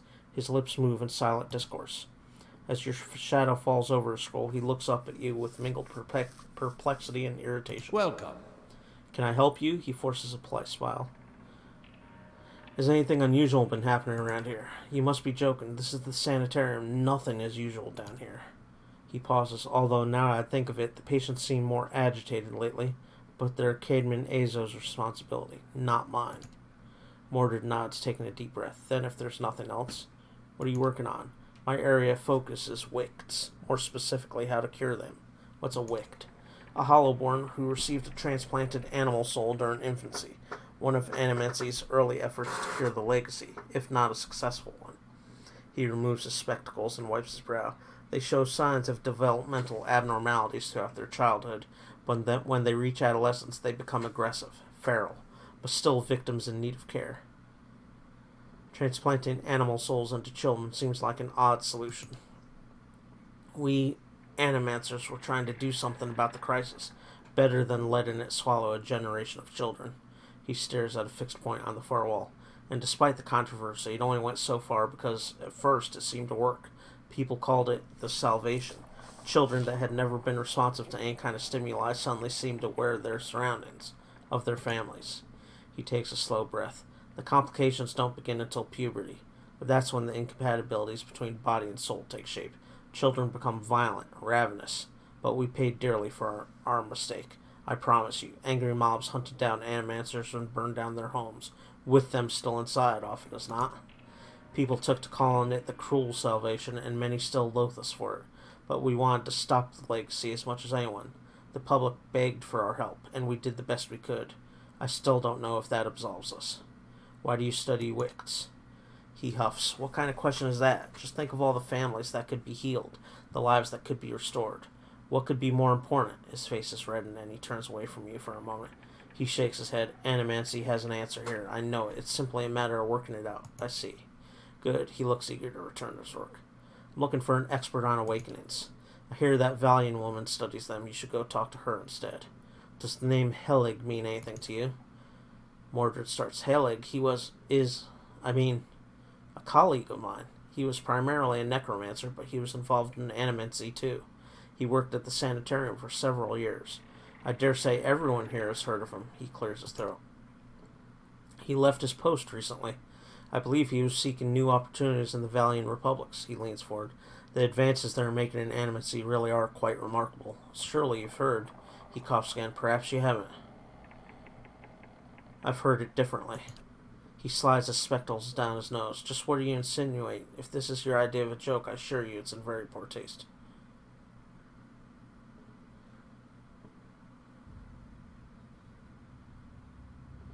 Helig wasn't joking, and neither am I. I've had enough of these baseless murder pauses. Wait, you spoke to Helig? Helig lives in a manner of speaking. But that's, Mordred frowns. If anyone figured out how to do that, it would be him, wouldn't it? He sighs. He sighs and runs a hand over us. Very well, yes, I killed him. I killed that beast because nobody else had the spine for it. He was a madman. Years of perverse experiments. twisting healthy souls, torturing damaged souls. And for what? He flayed the essence from Glanfathan indigents for his amusement. He waves down the hall. If the public had known half of his deeds, they'd have razed this place to the ground. See? All these animancers can't be trusted. He jabs his finger on the desk. He used the sanitarium to disguise his own sick proclivities. He brought shame on all of us and put the entire discipline at risk. I regret nothing. He calms down and sizes you up. Anyways, now you know the whole grisly story.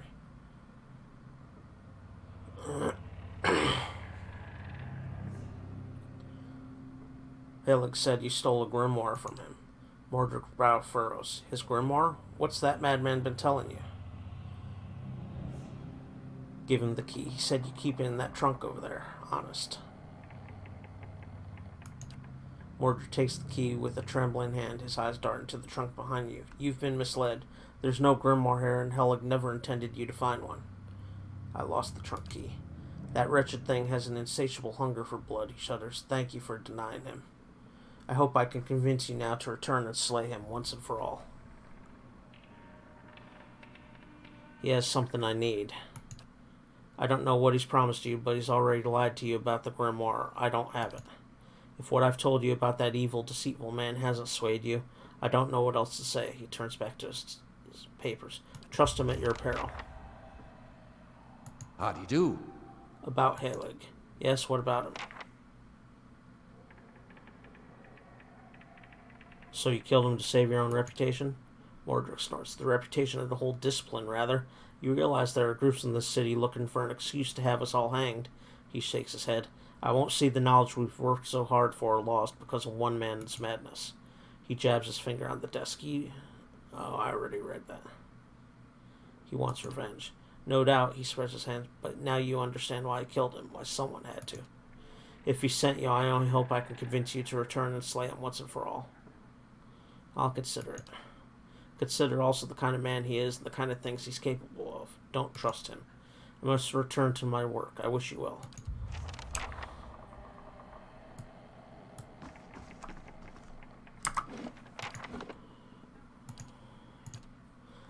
I'm not upset with that outcome. I didn't trust... he has an army of undead. He seems Good day, evil. stranger.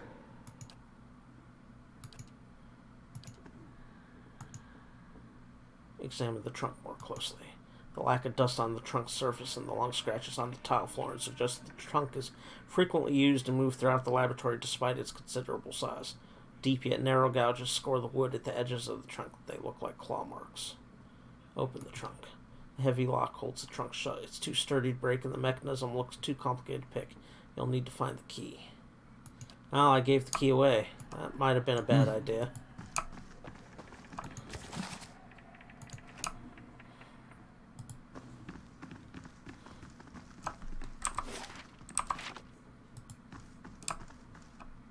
Slow and silent.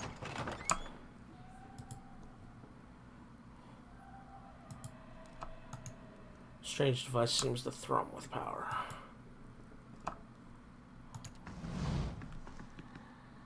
Hail, traveler. A woman paces back and forth, her feet crunching on the soft red carpet. She gestures and mumbles to herself, shaking her head as she pores over pages of notes. She almost walks into you. Akosai, here I am, looking so hard for answers in my research that I do not see the kith standing in front of me. What can I do? Have you noticed anything unusual or suspicious here lately? It is rare for me to notice things that do not relate to my work, even when they are in front of me. Centauria Amico, but I'm not the best choice to help you with that. Something else you need? What do you do here? According to my research grant, I study awakenings. Sublimating pre-awakened souls has been one of Animensi's greatest successes, and now I'm working on a method to replicate the process on awakened souls. She gnaws at her lip. But the truth is that I find few suitable subjects here. Waidwin's legacy has left plenty of awakened souls, but most are too broken for study. She sighs. I fear I will return to Revo with nothing to show for my efforts. I'd like to know more about the Animensi and the Valiant Republics. It is a dynamic and respected field. Even the Bell-reached incident did little to slow it. She shrugs. People in the Republics are more accepting of risk, less superstitious, ready to try anything that shows promise.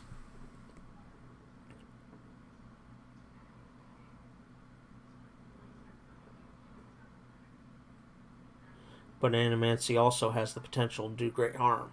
Not sure whether the benefits outweigh the dangers. This is true of any great technology. You cut a man open to remove sick flesh, and there's a chance you kill him. Build a boat to explore a new land, and perhaps it sinks with you aboard. But surely these things make us better off, even though they sometimes fail. Looking for an expert on awakenings.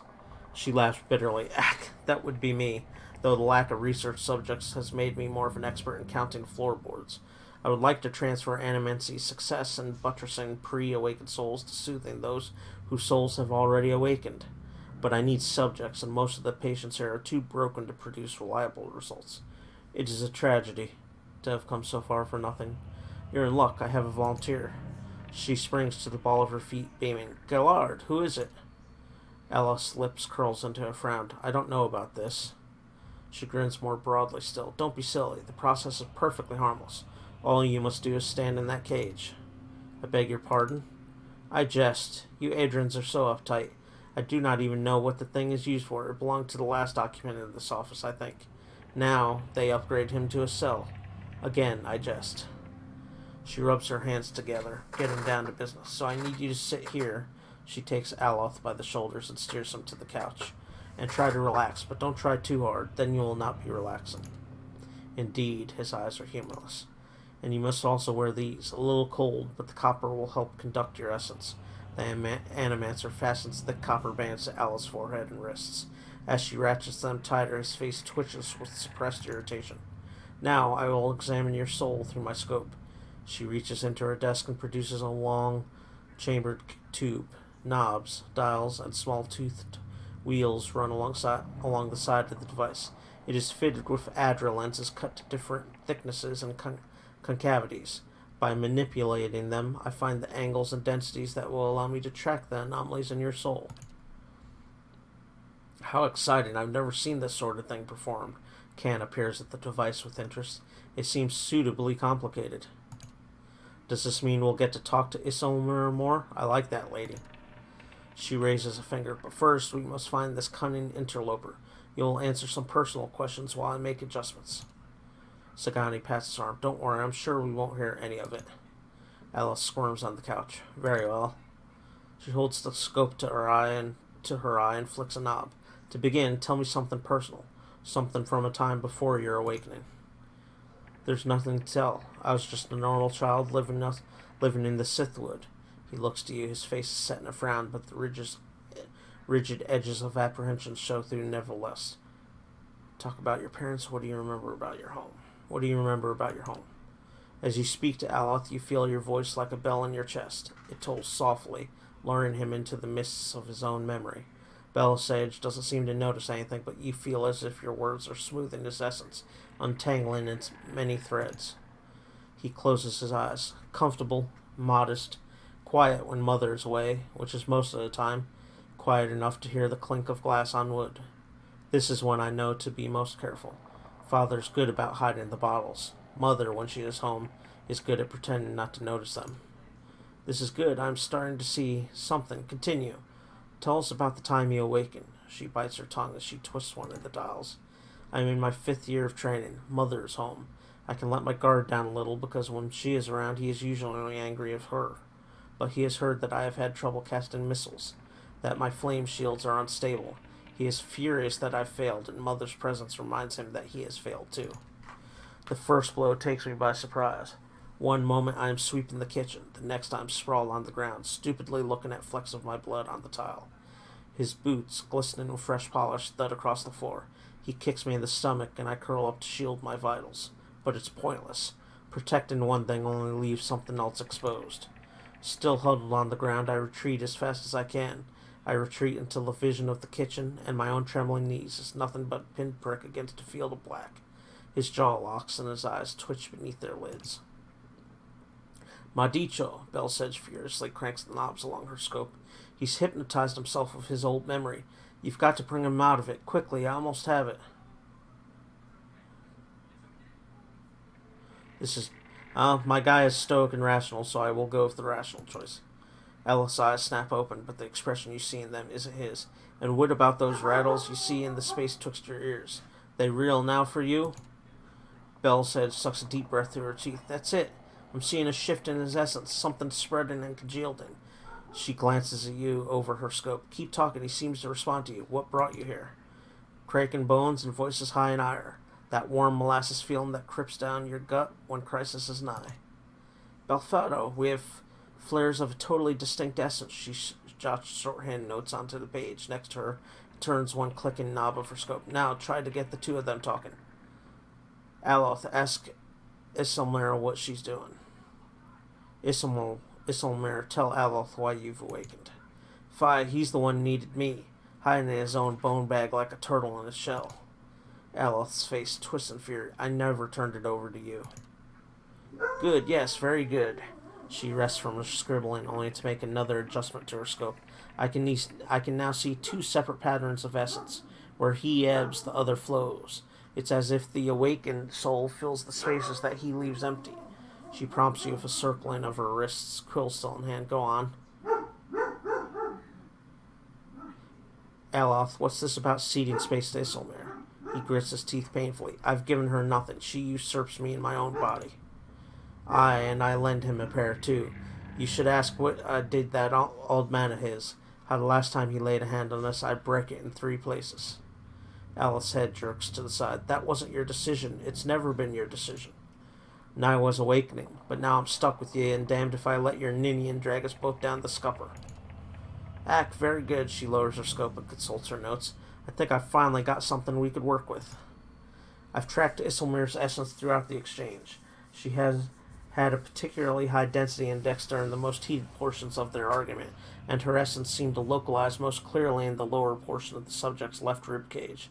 That's right around the spleen, which of course means that she is triggered by black bile. No doubt the subject's characteristic melancholy is to blame. Aloth blinks back at you, and in the midst of his perturbation, you're not quite sure who's looking out of his eyes. That's other horseshit. Black bile, is it? They've certainly spat their share. Canis studies Aloth dubiously. It's a simpler explanation than I expected, all things considered. She glares at him. Yes, never mind my years of training. I suppose you have a better explanation?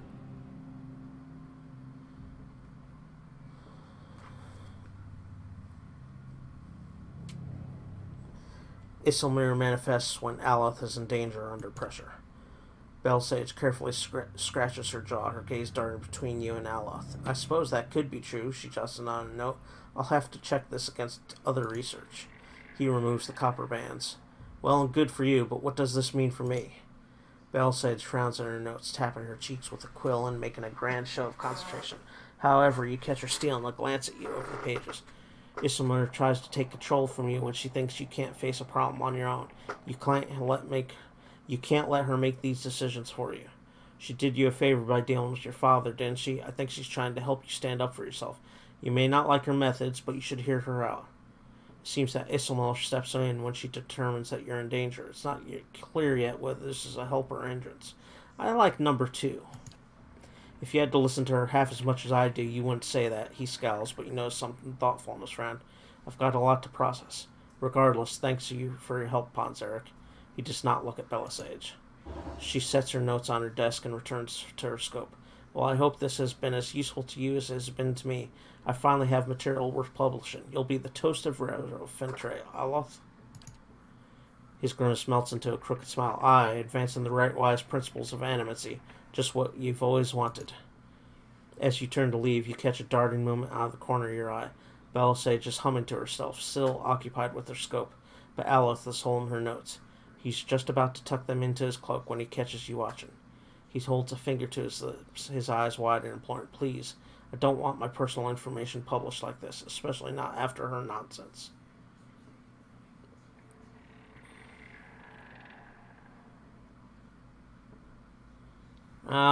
Honest. He slides the papers back onto the desk, gives you a rueful look. I'm not gonna help you explain this one, scholar boy.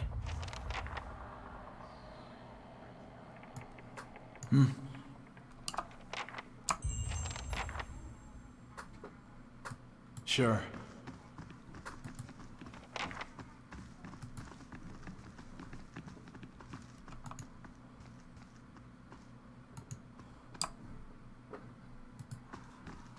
Clerical errors added. The quest expires in 3 days. Let's see. Taxes collected. Lost 200 copper pieces. Bans earned 446. Rewards 15 experience. St. Borgia's Tears 150 to 350 copper and treasure. Expires in 2 days. Duration 1. Towards the end of the Saints' War, the Battle of Mercy Vale saw the Deerwoodans suffer a terrible defeat at the hands of their northern neighbors, the Red Sarens. Many relics of the Mangranite Saints were lost when invaders sacked the Church of the Winding Flame. In the years since the war's end, all the relics were believed to have been accounted for. It was until recently that Magran's faithful realized their items were erroneously marked down as recovered. The hand of St. Eardrith, a lock of hair from St. Dadwin, and the tears of St. Borgia. Magranites are making inquiries across the Deerwood about the whereabouts, so let's assign him to it. Get him some experience. Hello. A young Orlan woman traces her fingers along the spines of the books in front of her, row by row, her motions quick and skittish, like a bird's. She does not notice you until you are nearly upon her. Oh my, you startled me. Are you supposed to be in here? I'm investigating any suspicious activities. What do you do here? I mostly help Master Azo set up and clean his equipment. I also keep his office organized since he's too busy to do it himself. If there's nothing else, I need to get back to work. Looking for an expert in awakenings. Me, I'm just Master Azo's assistant, but there's a visiting scholar from Riva here named Belisay. She claims to know about them. Investigating any suspicious activity in the sanitarium. Oh, I'm just Master Azo's assistant. He'd know more about that, but he's in the middle of busy with some patients. You won't be able to see him until he comes out from the patient ward. Is Azo busy with patients, or is he running some sort of experiment? I'm just an assistant. It's not my place to gossip. I'm sorry. How do I get into the patient ward? Only Master Azo has access. I guess Head Warden Ethelmal does too, but he's, statue now. Steady does it.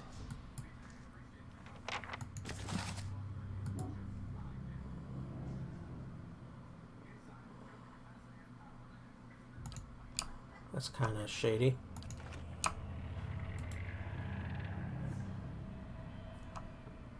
I'll see what I can do. The work of a moment.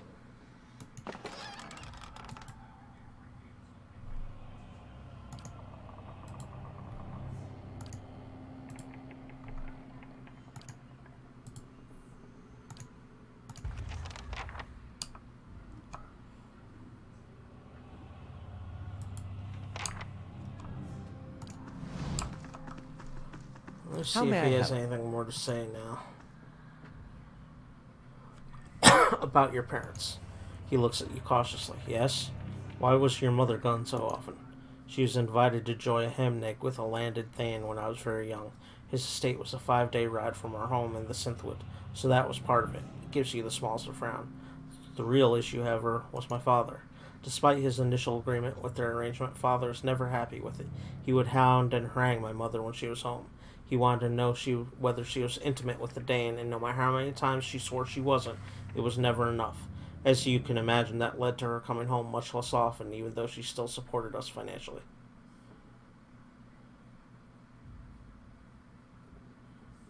What's a Hamneg? A ceremonial marriage between folk and elf. Because the Adrian mainland has historically been split between the two races, we have many institutions that are designed to normalize relations. Our monarchy is headed by folk, but an elven consort rules alongside the reigning Fair Konig or Mequin. This is the most prominent example of Hamnig. In many cases, a Hamnig allows two households to pool resources. Among the aristocracy, Hemnigs consolidate power. Sometimes, as in my mother's case, a Hemnig is a means for a noble to add another administrator to his or her household. Consorts are received with almost the same level of respect as their noble counterparts, which can be extremely useful. Of course, Hemnigs are sometimes used to, almost sounds like ham and eggs, are sometimes used to sanitize an extramarital affair. He shrugs. I don't know that it's really any better, but it seems to satisfy common notions of decency, and elfin folk unions are sterile, which no doubt eases some concerns. Sounds like your father had a problem with his temper. He had a problem with my mother's Hameg, even though they agreed upon it long ago that the financial benefits would be considerable. that it was a little different from his role as the Earl's steward. It ate at him, and so he drank and raged. When she was home, he raged at her, and when she wasn't, he raged at me. More than anything, he wanted me to become an arcane knight in the service of his Earl. I think he felt this would validate his chosen career and master. He was a firm man, as you saw, but in the end I became a successful wizard, due no small part to his strictness.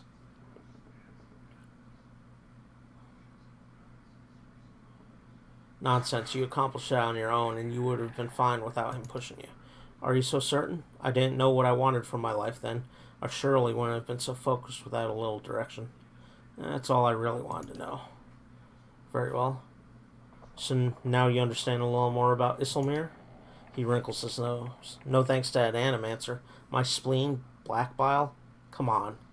Belsage's methods were flawed, but you still learned some, didn't you? Only because you and I have a lick of good sense between us, but the average person, show them a shiny gadget in the hands of an expert, and they'll believe anything.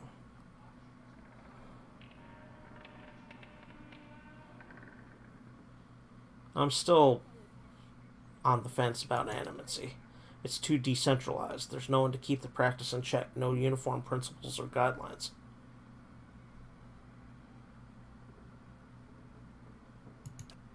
Why so? Practitioners won't do it on their own. Why did you want to take Belsage's notes? It gives you a sidelong glance. Like I said, I didn't appreciate her prying. That's all. Sure. Right.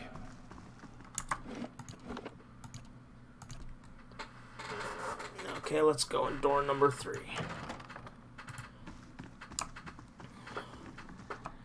Nice and quiet.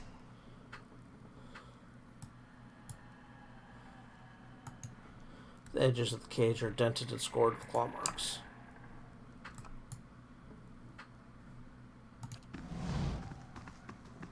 Okay, I need the proper key for that, which I don't have.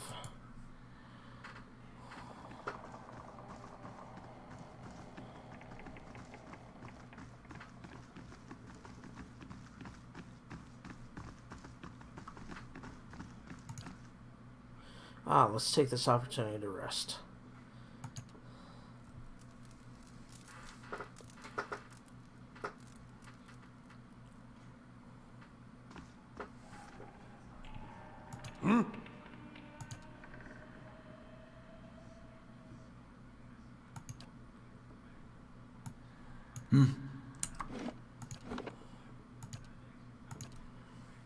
There, that way, if I run into another campfire, I can loot it. And it gets rid of that. Some of my guys had minor exhaustion.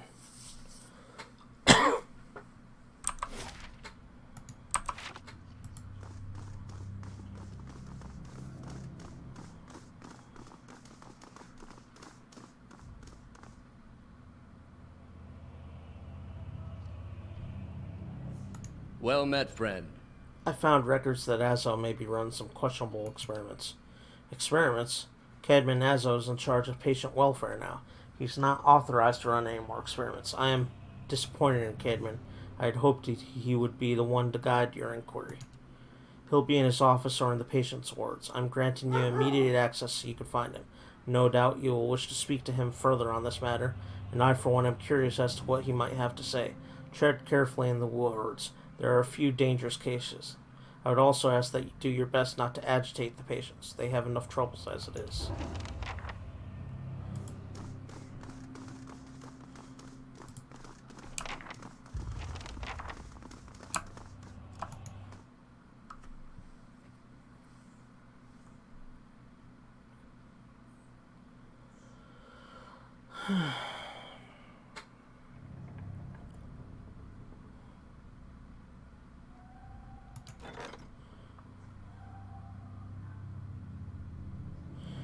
Hervis inquired around the Deerwood and found the hand of St. Igdra in New Hamar curio shop, the lock of hair from St. Dadwin's on a girl's doll in Logholm, and the tears of St. Borgia around the neck of a vicious mercenary in Road's End. The rebuilt Church of the Winding Flame was grateful for the return of all 3 relics, but during Hervis's investigations, two high-ranking priests of Magrin cast doubt on the patriotism of St. Borgia. Using evidence from the original copy of her Vita, the priests generated enough criticism that the church reluctantly turned away St. Borgia's tears. Their loss was Herves's gain. Plus 15% heal and done. Grants holy radiance on unconscious. Oh, nice. Interesting. I am having something built, right? Yeah, with the west curtain wall, okay.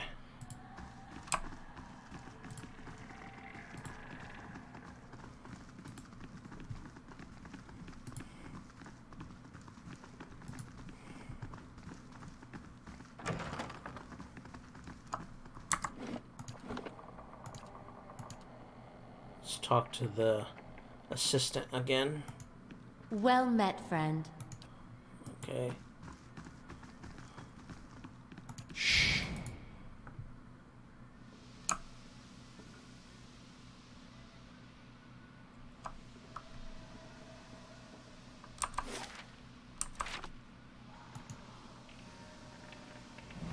A curved spine twists this woman, posture forward.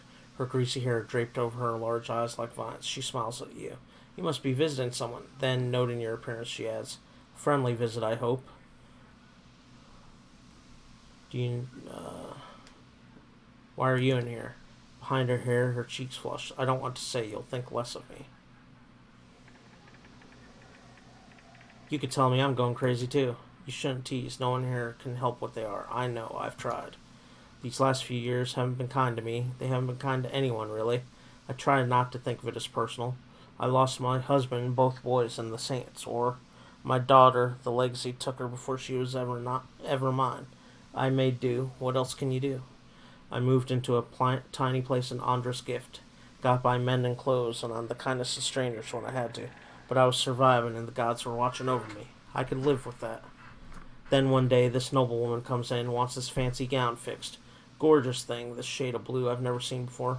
Only I had. I looked at it and it reminded me of something. I had what they call an awakening. I remembered being a noblewoman myself in another life. People doting over me, men doting over me, me. The best food, the most beautiful home, all the things you'd never dared to dream of. They were mine. It was poison knowing that.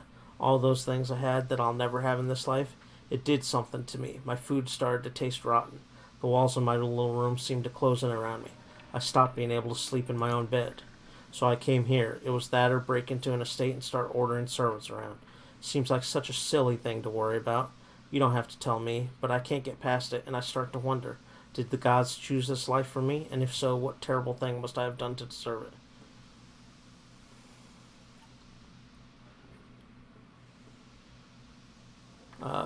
Let's go with the stoic option. That's what kept me going, but it hasn't gotten easier, and it's just too bad. Do you know where I might find Azo? I think I've seen him around today. Have you checked the laboratory?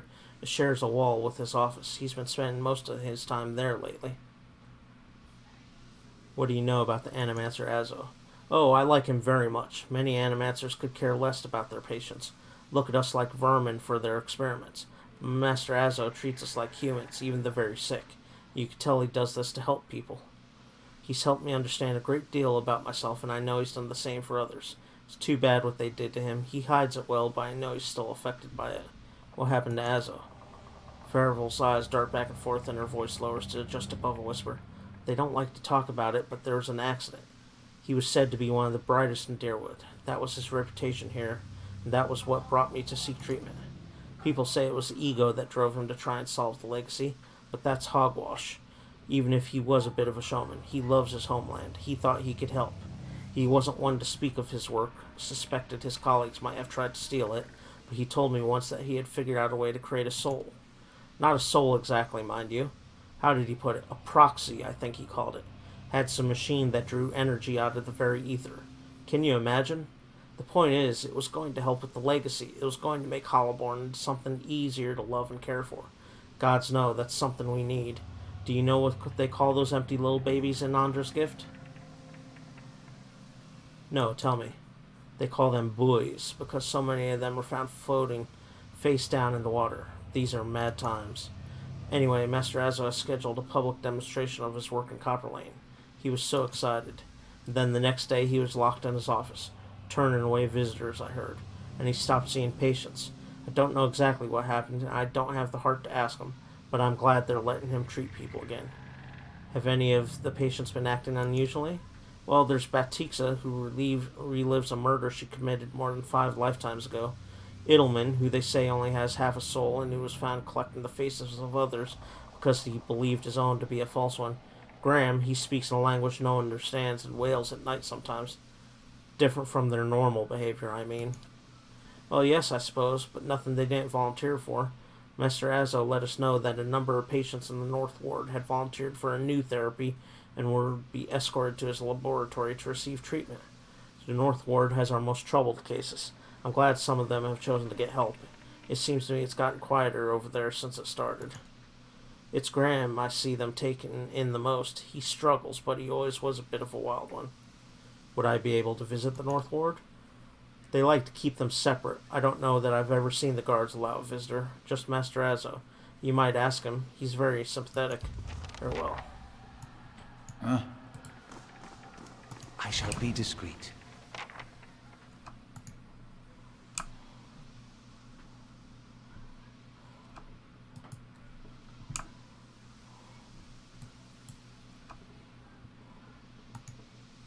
The crooked boards show deep gouge marks. They're spaced like folk or elven fingernails.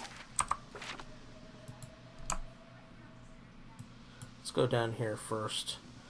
The north is where I'm heading ultimately, so we'll go south first.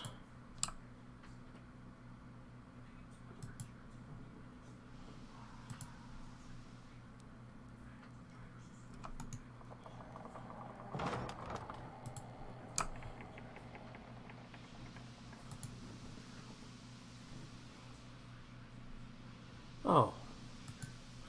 This isn't the north. I didn't think this was the North Wards. Something churns and bubbles in this tank.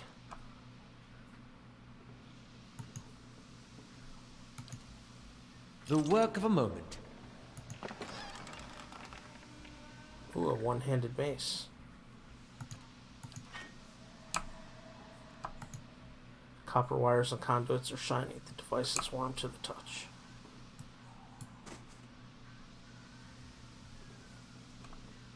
I'll have it in no time. The work of a moment.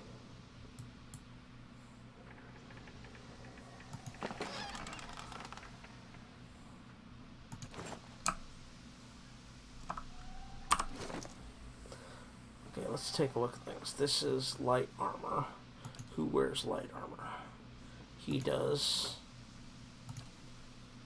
She does.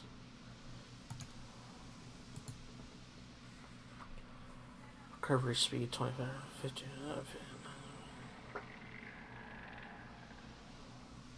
Let's give it to her. She doesn't have very good armor.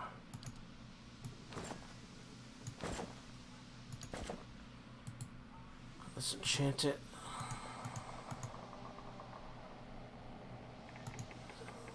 Let's do of dexterity. Let's do slash proof. Okay, and this is a mace. For him, I want to look at who does he have a focus on maces, like a weapon focus.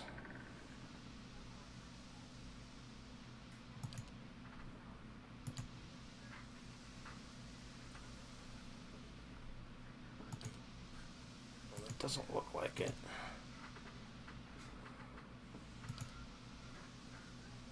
Morning Star, but not mace.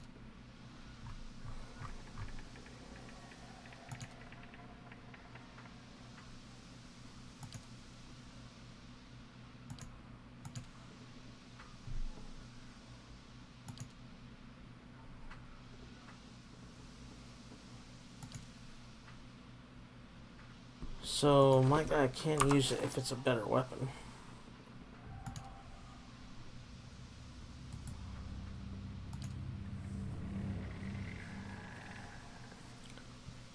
18 to 26 crush damage. Wow.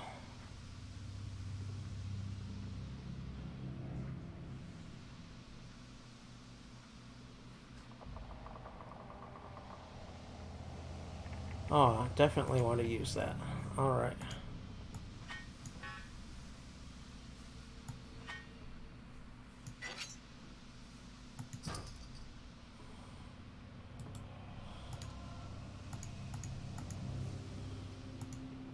Let's do Corrosive Lash.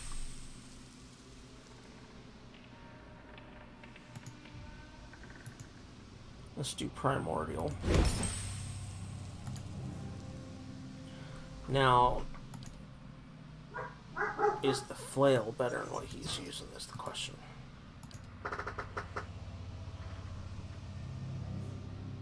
No, it is not. So it's just time to retire that.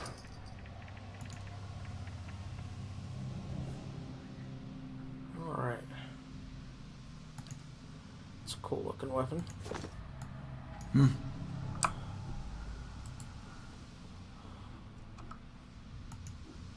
Something churns and bubbles in this tank. Copper wires and conduits are shiny, devices warm to the touch. Let's save and talk to him.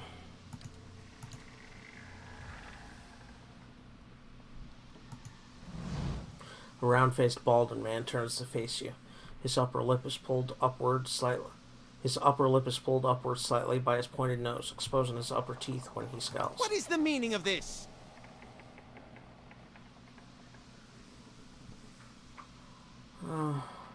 Looking for an expert on awakenings.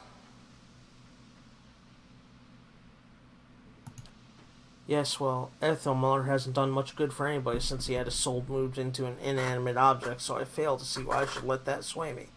If Animancers all followed the commands of their leaders, where would we be? We'd all be as backward and willfully ignorant as Red Ceres. We would know nothing about life or death, or even ourselves. We would be lost in the dark with no clue as to why. I never thought I'd find myself in agreement with a statue, but Ethelmar's right about this fellow, at least. He sneers at Asso. How easily ambition masquerades as prudence. Bet he's fooled even himself.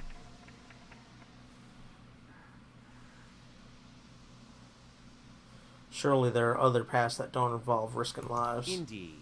Many lives have been spent in such pursuits, writing treatises and poems. But tell me this, how does one verify the truth of a poem? If some philosopher stumbled across the meaning of our existence, how would we know it from a false one? These are wasted lives. In Animancy there is progress. We are measurably closer to complete understanding because of our work, and that will be true until our work is complete. Who will solve Widewen's legacy? Some church? Some warrior? It will be an Animancer, or it will be no one at all. Here you're demoted. How did it happen? Asso's nostrils flare and he bares his upper teeth more broadly. That's none of your concern. Did one of the others put you up to this? Oddmer, that smug weasel? Things went wrong. Everything. I don't know how. I'll never know. He spits on the floor as if to remove a bitter taste from his mouth. I'd like access to the North Ward. Out of the question. Those patients are in isolation for a reason.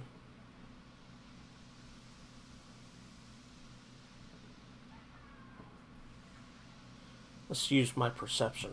You smug cretin. How dare you come down here and meddle? You have no idea the importance of my research.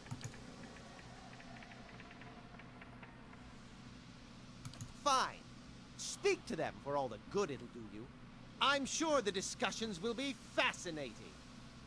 Have you tried your experiments on any other subjects? I have, yes. No point in lying about it now that Ethelmer is involved. I asked for volunteers from our patients, and a few brave souls came forward. I was very close at one time to a breakthrough. They understood that. They understood their sacrifices would mean something. Huh? What is it now? Right. I'll see what I can find.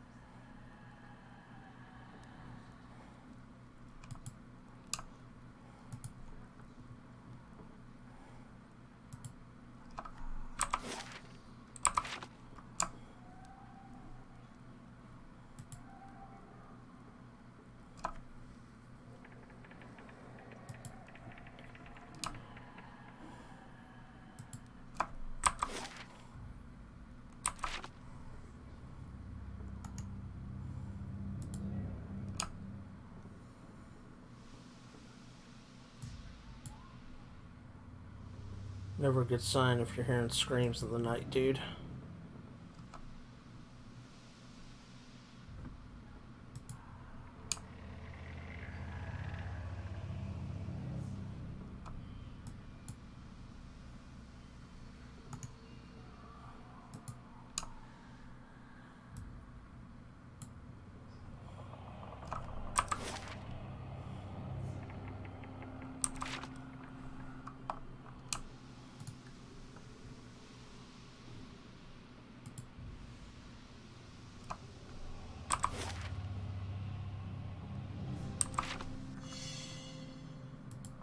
That's unusual.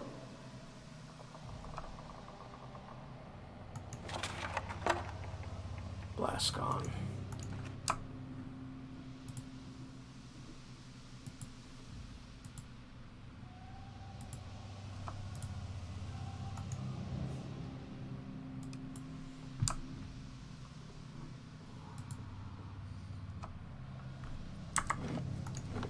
Flesh construct, I get a feeling that I might have to fight some of these guys.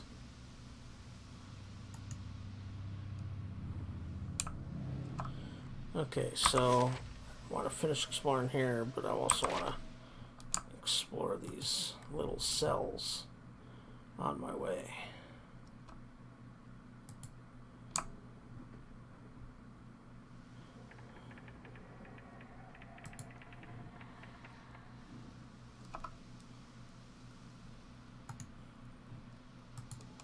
Not going into North Ward yet. Just doing my basic exploring. No speak.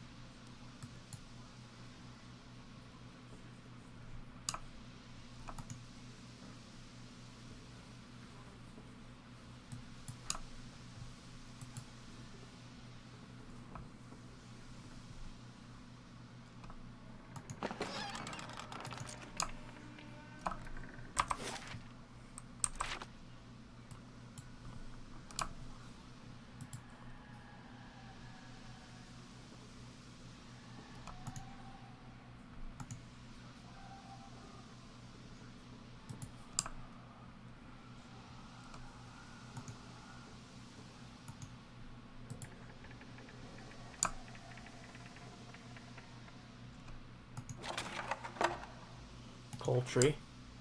Nothing like finding random crazy sanitarium chicken lying around.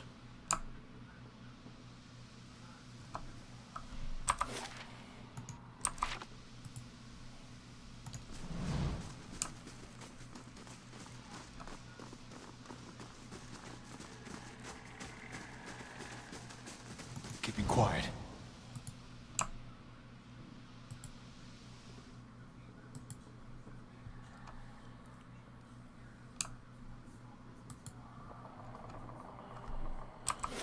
Okay, so let's head in here first and see what's over here.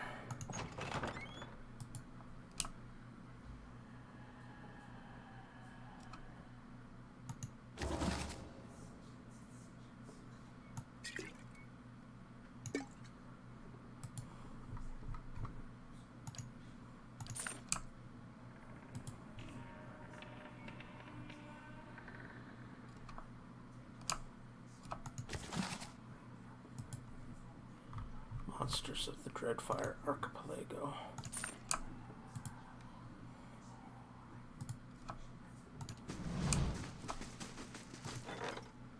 Hire lane payday. Total wages paid, 400 copper, no problem.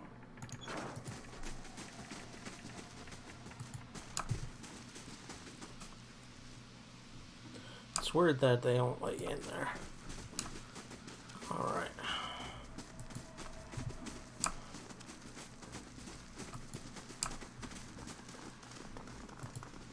The Northern wards.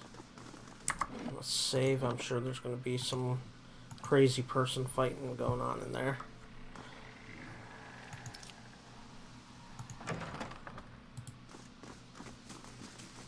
Keeping an eye out.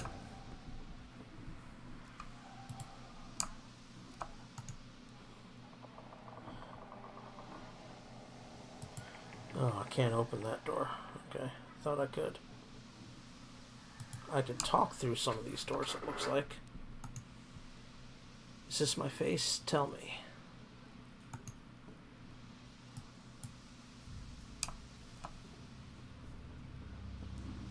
No one there.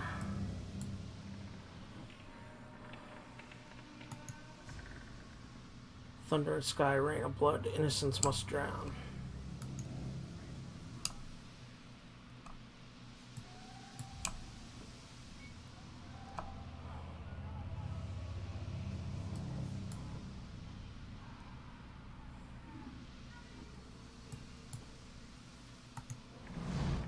Graham, this man has the look in his eyes of a hunted animal, and at your approach he staggers backward to the far corner of his cell, halfway appearing as though he would climb the walls if it would get him further away from you.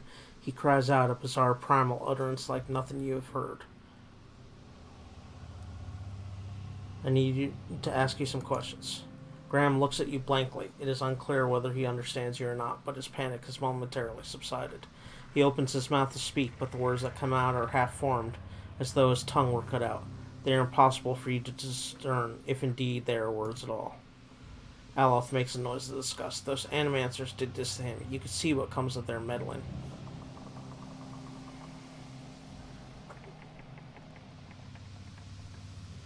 You're afraid. Do certain visitors make you afraid? He looks at you with uncertainty. Slowly, tentatively, he steps closer to the front of his cell, and as he does so, for the first time you could perceive his soul within your ken. It is misshapen as though maimed by some jagged instrument, and large expanses of it have been gouged out entirely. You feel no barriers of resistance. If you wanted to, you could look further into Graham's soul. Well, why not? You project out toward the maimed soul in front of you, merging with it, its confusion and fear become yours as it whisks you into its depths. You're in your cell. A key turns. The door creaks open on neglected hinges. Thoughts come to you in waves, incomplete, broken, fearful.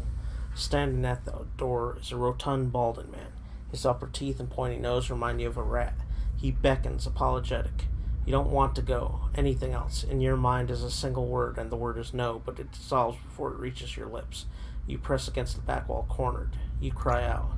In darkness, you fight against unseen restraints. You cannot move your arms or legs. The man walks into the room carrying a lit candle, its meager flame cast in long shadows across books and machinery. Straps bind your arms and legs. Cold metal circumscribes the crown of your head and the breadth of your chest. The man is sorry. He is in need of raw materials. They dismantled his work and he needs another source. He needs to show them he was right. He thanks you. Then he turns a knob and you feel yourself begin to crack from within, and you could feel pieces of you torn away, like having your insides chewed by a horde of rats, and you're screaming a scream you could barely hear. Continue searching. Another night, heavy footsteps outside your door, coming for you. You look through a slit in your door. The flesh giant, the artificial being just outside, but facing left, facing the end of the hall. The boy there. The boy looks with interest at the giant, then collapses to the floor like a shed snakeskin. The giant convulses for a moment, then rights itself, turns away, and leaves. Decoupled from Graham's soul. Graham looks at you, still wild-eyed, but somehow more present. He nods at you, then walks back to the end of his cell. Speak to the patient at the end of the hall.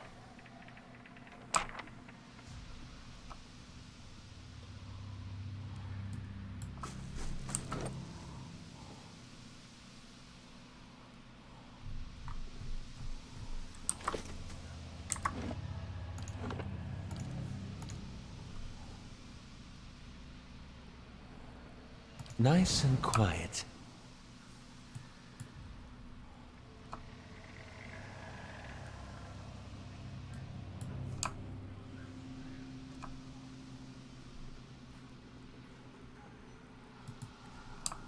These poor people. This isn't the treatment that they were promised upstairs by the cushioned seats and lush carpets. Is that the cure for soul sickness?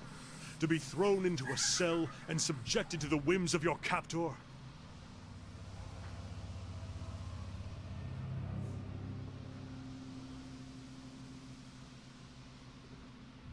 What were you expecting? Kana winces. I have seen the sick and the mad exiled, or else treated like contagious vermin, but I cannot believe that this is the kindest alternative. But if all were treated like this, the sanitarium would never survive. What did these patients do to warrant such conditions?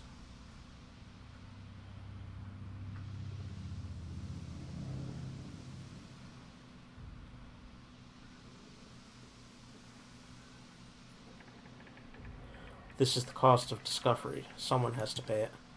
Then as discoveries go, it is among the most expensive, but perhaps an understanding of the soul's fabric is worth the price. I hope so. Kana looks around and shudders. Let's be on our way. Whatever it's worth, this place gnaws at the soul. Margaren's fire casts light in dark places.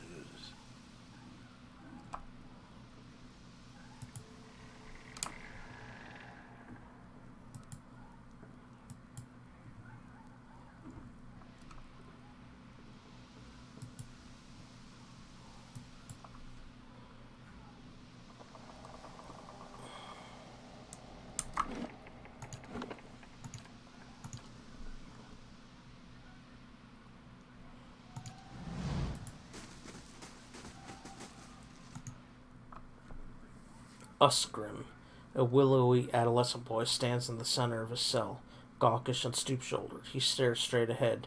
The occasional blink is only movement, and it is unclear whether he registers your presence at all behind his glassy, doll-like eyes. In this state, the barriers between your soul and his are thin and porous, easily bypassed if you should wish it. Reach out for a soul. You close your eyes and edge forward towards the boy's soul, and as you near, a sudden malaise comes over you. You are cold and warm all at once, sweating and shivering and straining for breath, as you did on the caravan journey. The soul you approach is the wrong one, a parasitic plant that strangles its host. It is predatory and pitiless, and you have crossed paths with it before. Too late does it occur to you to retract, and already you feel yourself plunging into some interminable abyss of thought and memory. You are standing in a cell now, the same cell in the sanitarium. The halls are moonlit and empty, and you are waiting. At the far end of the ward, the door opens, revealing a flesh golem in silhouette beneath the stone archway. It makes its usual rounds. The same stops every time, the misbegotten child of despondent creators. When the construct is close, you coil yourself up and spring forward, passing out of the boy's body as though it were a membrane. You could sense his body behind you collapse into the floor, a puppet whose strings are cut. You are rushing toward the golem now, bodiless as a gust of wind. Quickly, you think to yourself, quickly, and you feel the strength hemorrhaging from your soul as you dart towards the makeshift abomination. You pass into the golem's shell and overtake the soul implanted within, encircling it, suppressing it, and contained in this new vessel, you are strong again. You step heavy-footed down corridors unheeded by the other constructs, and scrutinized only by the wary, untrustworthy eyes of the mad, coming at last to an office piled with books and scribbled papers and the perverse implements of animacy. You set your oversized hands upon a large machine, a nest of globes and tubes and coils in the center of the room, and go to work, bending wires and unsettling alignments. Your surroundings are pulled past you, or perhaps you are pulled past them, and they dissolve into a blur. When they settle into place again, you are outside on a clear day, standing in the front of a crowd stacked high above you on the tiered seats of an amphitheater. You are acting for the crowd, standing deliberately still, but this is no play. A balding man with rodent-like features is strapping you to a machine, the one you had tampered with. You see your arms for the first time, short and fleshy, unmistakably those of a little girl, but this body is not truly yours. Your mind still holds the same determination, the same hard-heartedness as before. The body itself is cold and vacuous. Unlike the others, this one has no soul on its own. The man speaks and the crowd applauds with an enthusiasm worthy of a hero's entrance. "Bear witness," he says, and he pulls a lever. The machine shivers and sparks, and a bead of sweat rolls down the side of the man's brow. But the crowd's apprehension quickly gives way to awe as a crystal globe fills with a radiant mist that casts the entire theater aglow. He opens a valve, and the glow crawls through a tube along a length of copper wiring that runs to a set of electrodes beneath your armpits. You feel nothing when it reaches you, as it should be, for you have been leading his work astray periodically for some time, altering notes and settings and playing puppeteer for Hollowborn, but you make it look how people would expect it to look when a body is infused with a soul. In a moment, the machine goes dark and the man unstraps you, eyeing you with a scientist's concern. He looks back up at the crowd. "Behold," he says, but there's obvious hesitation in his voice. Slowly, you take a plodding step forward, then another and another. You look up at the man, giving him the eye contact of which no Hollowborn is capable, and the crowd gasps. The man looks relieved. "How do you feel?" he asks at a volume meant for the crowd. And this is the moment. At the top of your lungs, you let out a piercing shriek. The man comes towards you, his hands outstretched, but you run the other way, back to the machine. With all your strength, you drive your head into the crystal globe, and it shatters, streaking your head with warm blood. You drive your head down onto the surface of the machine again and again, drawing panic screams from the crowd, and by the time the man reaches you, your body has already ceased proper function, and merely twitches on the cold ground. Satisfied, you depart the corpse in search of another unsuspecting host. Who could put their faith in animacy now? You are pulled again from your surroundings, transcending the boundaries of memories and lifetimes, deeper and deeper past betrayals and murders and lies upon lies that form the thick webbing of plots beyond mortal comprehension. You settle at last on a room you have seen before, expansive, with a tall device encased in an Adra monolith at its center. The room is filled with people, and the people all look at the device. You are yanked suddenly back to reality, and the once catatonic boy in the cell is looking directly at you, appraising, calculating. There is no mistaking now that it is the soul of the man who caused your awakening that gazes out from that borrowed husk. A watcher.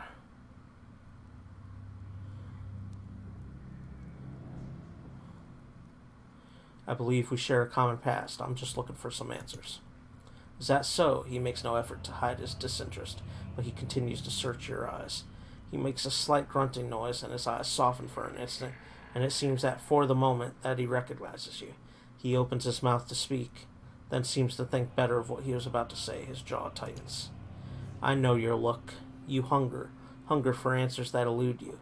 It gnaws at your soul. It usurps your reason for being. You are like everyone. I will help you let go. He dodges backward with startling grace, putting himself out of reach. On his face there is no malice, only the dispassion of a farmer putting down a sick animal. Then suddenly he slumps forward.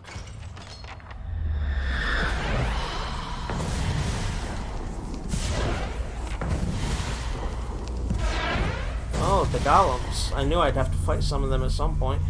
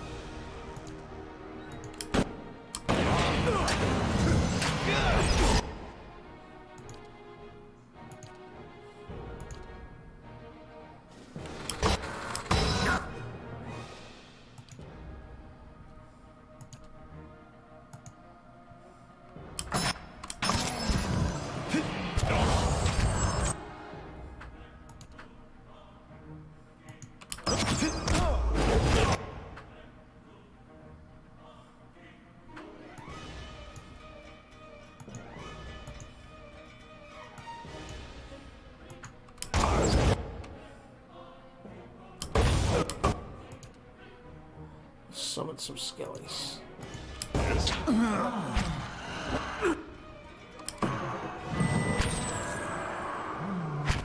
Roak.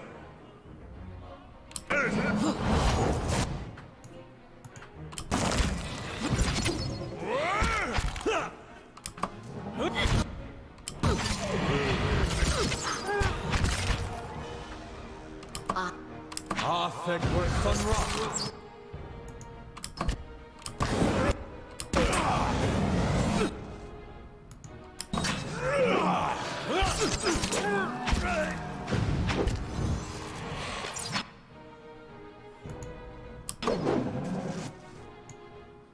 That's it! Arthur, you're on the seeking.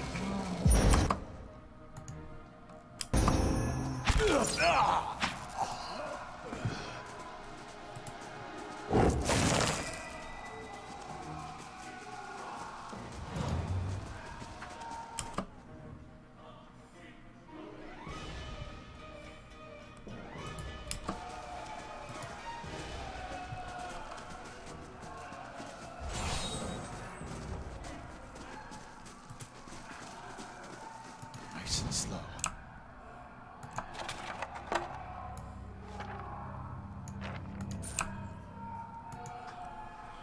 Shane groans with added weight. Crescent bite marks hit the edges of the cot. Bucket reeks of awful.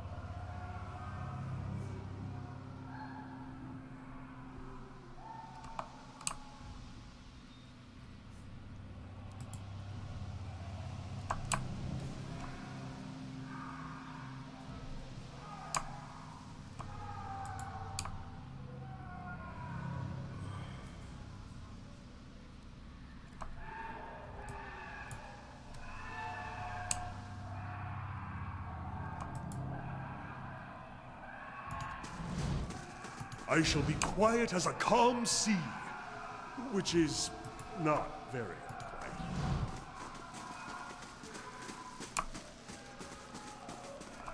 And what does the flame reveal?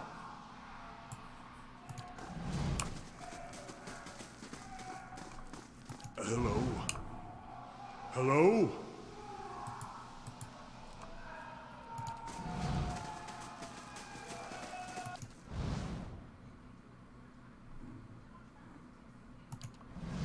Nice and quiet. I have them! Dead on!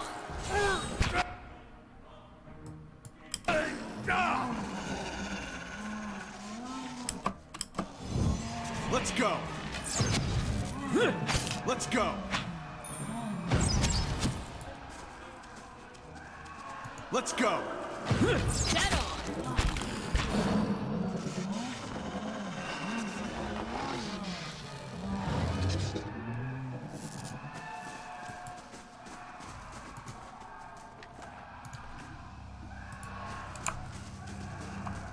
Keeping an eye out.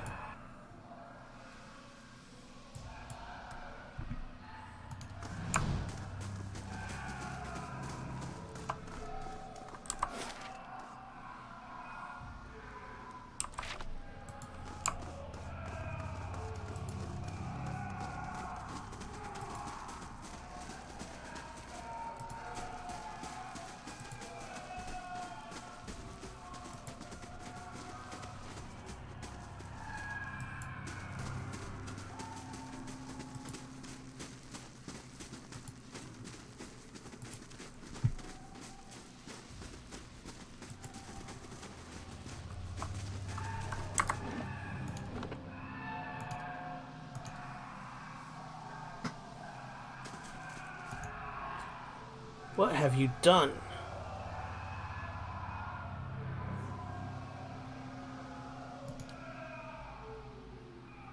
Azzo's face drains of what little color it had. How could you possibly? Look, it had to be done. Ethelmil and their others, they took everything from me. Everything when I was this close. I had to know. Had to know where I failed and why. Imagine the value if I had succeeded. I had something that could make all those hollow infants into something like a real person. And with a few more patrons and a few years' research, who knows? No one has come that close with the legacy. It's why I have to continue. Why I have to risk everything here working in secret. It's why you have to lie to Aethelmer for me. Tell him you cleared me of all suspicion.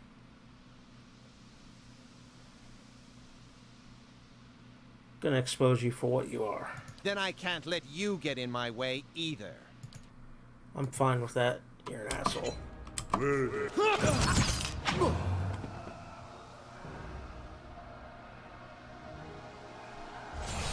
I shall be quiet as a calm sea, which is not very quiet.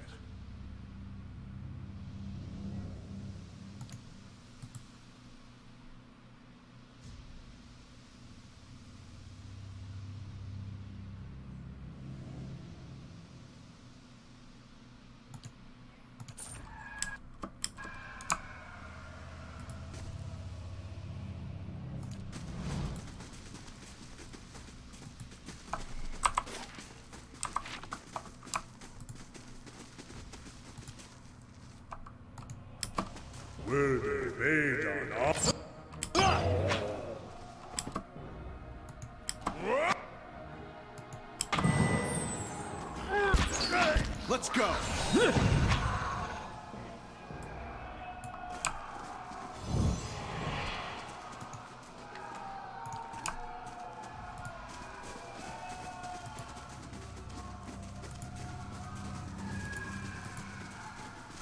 Let's go.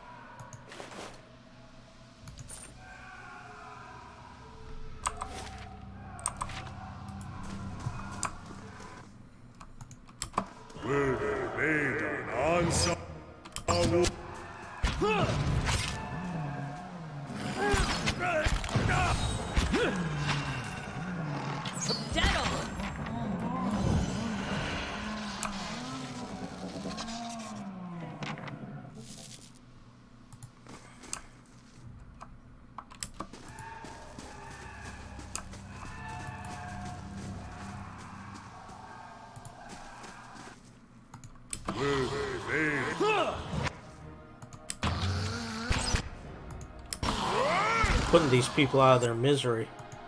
The torture they've been enduring just to...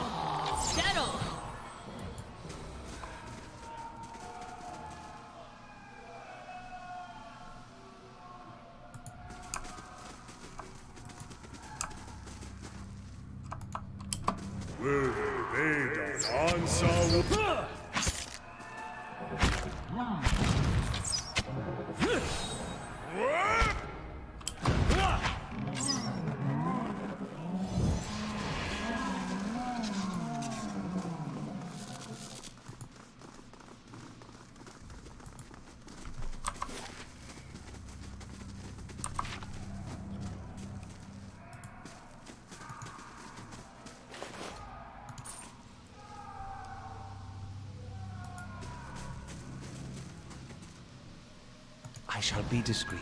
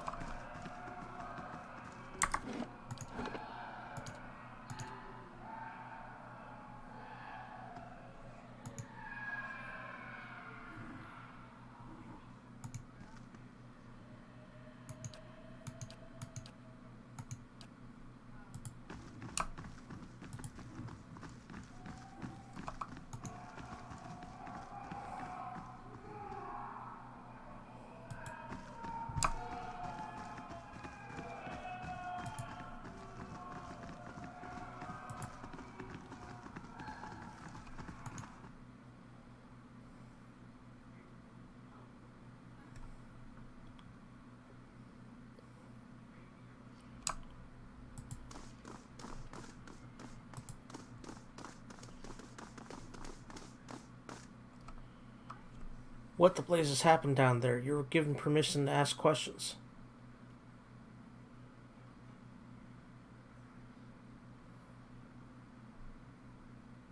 Azo was being influenced by a patient, but the patient really wasn't himself at the time. It's complication. A patient of yours, Uskrim, was working for the Lead and Key, only without knowing it. You finish your explanation, Aelthmar breaks the silence. I have read accounts of people in history who could do what you describe. The accounts are few and brief and never reliable. Some go as far as to suggest that they are all the same person. If truly such a person was here among us plotting our ruin, would that I had a body again could be of some real use in our time of need. I fear what the future may hold for this place. I'm grateful you were able to dispatch the threat before there was loss of innocent life. We very nearly had another scandal on our hands. What of Azo? What part did his experiments play in this catastrophe? I confronted Azo. I was forced to kill him. He groans in disgust. Such a waste. There was none more gifted working here. In time, I'd hoped to rehabilitate his image, but a mind like his, so full of ideas, leaves little room for patience. I would inquire more into the matter, but in truth you have done this institution a favor. Were his transgressions ever to reach the public, there would be a terrible uproar. I was blind to have trusted him a second time. His tone takes an ominous quality that reverberates all around you. I trust you'll be more cautious in future inquiries. Well met, friend.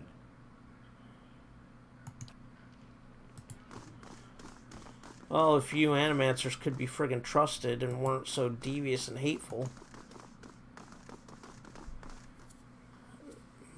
A majority of you have been downright evil, practically.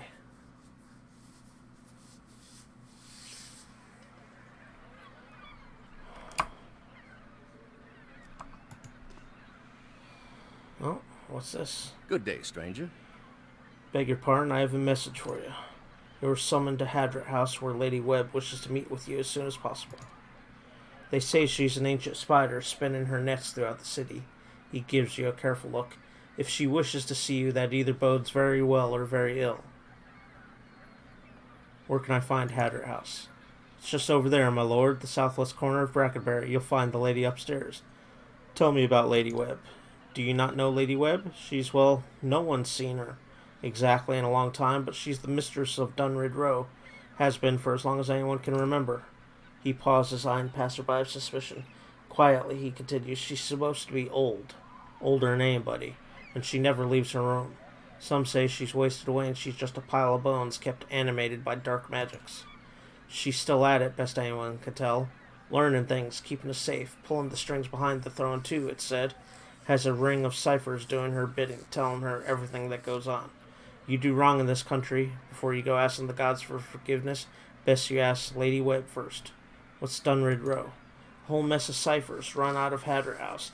They make it their business to keep the peace, but they don't like you to see them do it.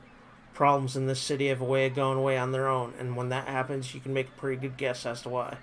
How do you know where to find me? Well, it's Lady Webb. She knows everything. Very well. Greetings. Yeah.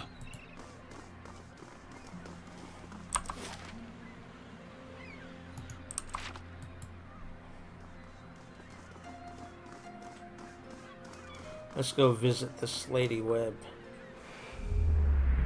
Older robed man, as you near the apparition, you are overcome suddenly by a powerful anxiety that sits like a stone in your stomach. The feeling is not quite real. The recollection of an emotion rather than the emotion itself. It wrenches your insides nevertheless. The apparition's brows tense, a look of concern playing across its face. The other missionaries say you have been neglectful of your duties. Oh? And what troubles you? The pain in your stomach deepens, and you feel for a moment as though you're about to be sick. Your mouth has gone dry. Forgive me, Eminence. I wish to leave the order. The man folds his fingers together and presses them to his mouth, thoughtful. You have been an apt student, and your convictions have inspired those around you. May I ask what has changed to make you feel this way?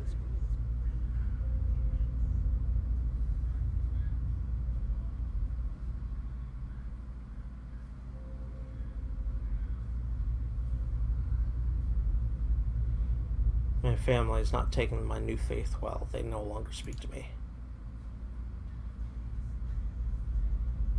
The apparition exhales slowly and its lips press together, a sympathetic rapport in its eyes. It places its hand on your shoulder. The trials of faith can be without mercy, separating us from those we love, leaving no easy answers. I have failed the gods. I have broken my oath. You have failed no one. The gods would not ask you to abandon your family. It is your family that has failed you. They stand by their beliefs. Yet they do not allow you the same. They would have you trade your deepest beliefs for their affections. If you allow this, you will gain their acceptance, but lose their respect. What other choice do I have? Hold firm to your convictions. Continue your work. Believe in the power of the gods to reach all people. Your family will find them on their own. What if they don't? As long as you worship the gods, you will never be without family. You needn't choose between the two. Will you stay with us, finish what you started? I'm not even sure what they're... I assume this is the spirit that was above the Temple of Wodeka, but I'm not sure. The knot in your stomach seems to loosen all at once, and the anxiety is replaced with something else entirely, something warm and soothing, and it's something you know you can never repay. As the vision fades, you start to become cognizant of the many odd looks aimed in your direction. Your last response echoes in your mind. I will. That was kind of weird.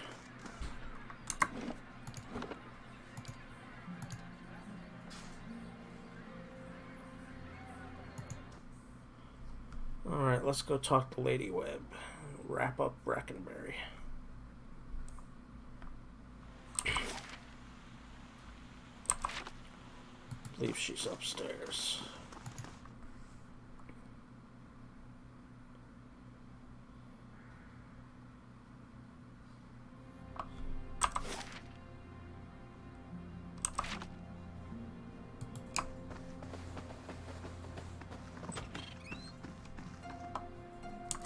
Let's just save before we go in.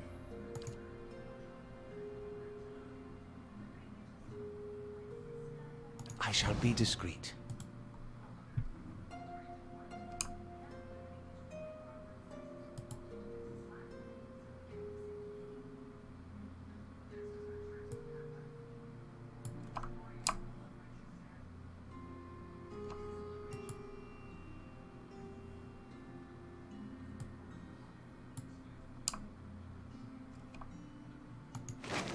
Let's just look. I'm not gonna take.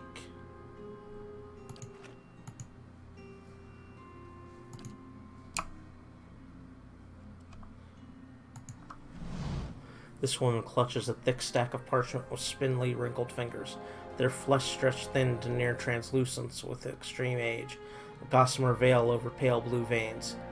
Ink splotches and candle burns dot and stripe her hands like a quilt pattern after some great indescribable truth.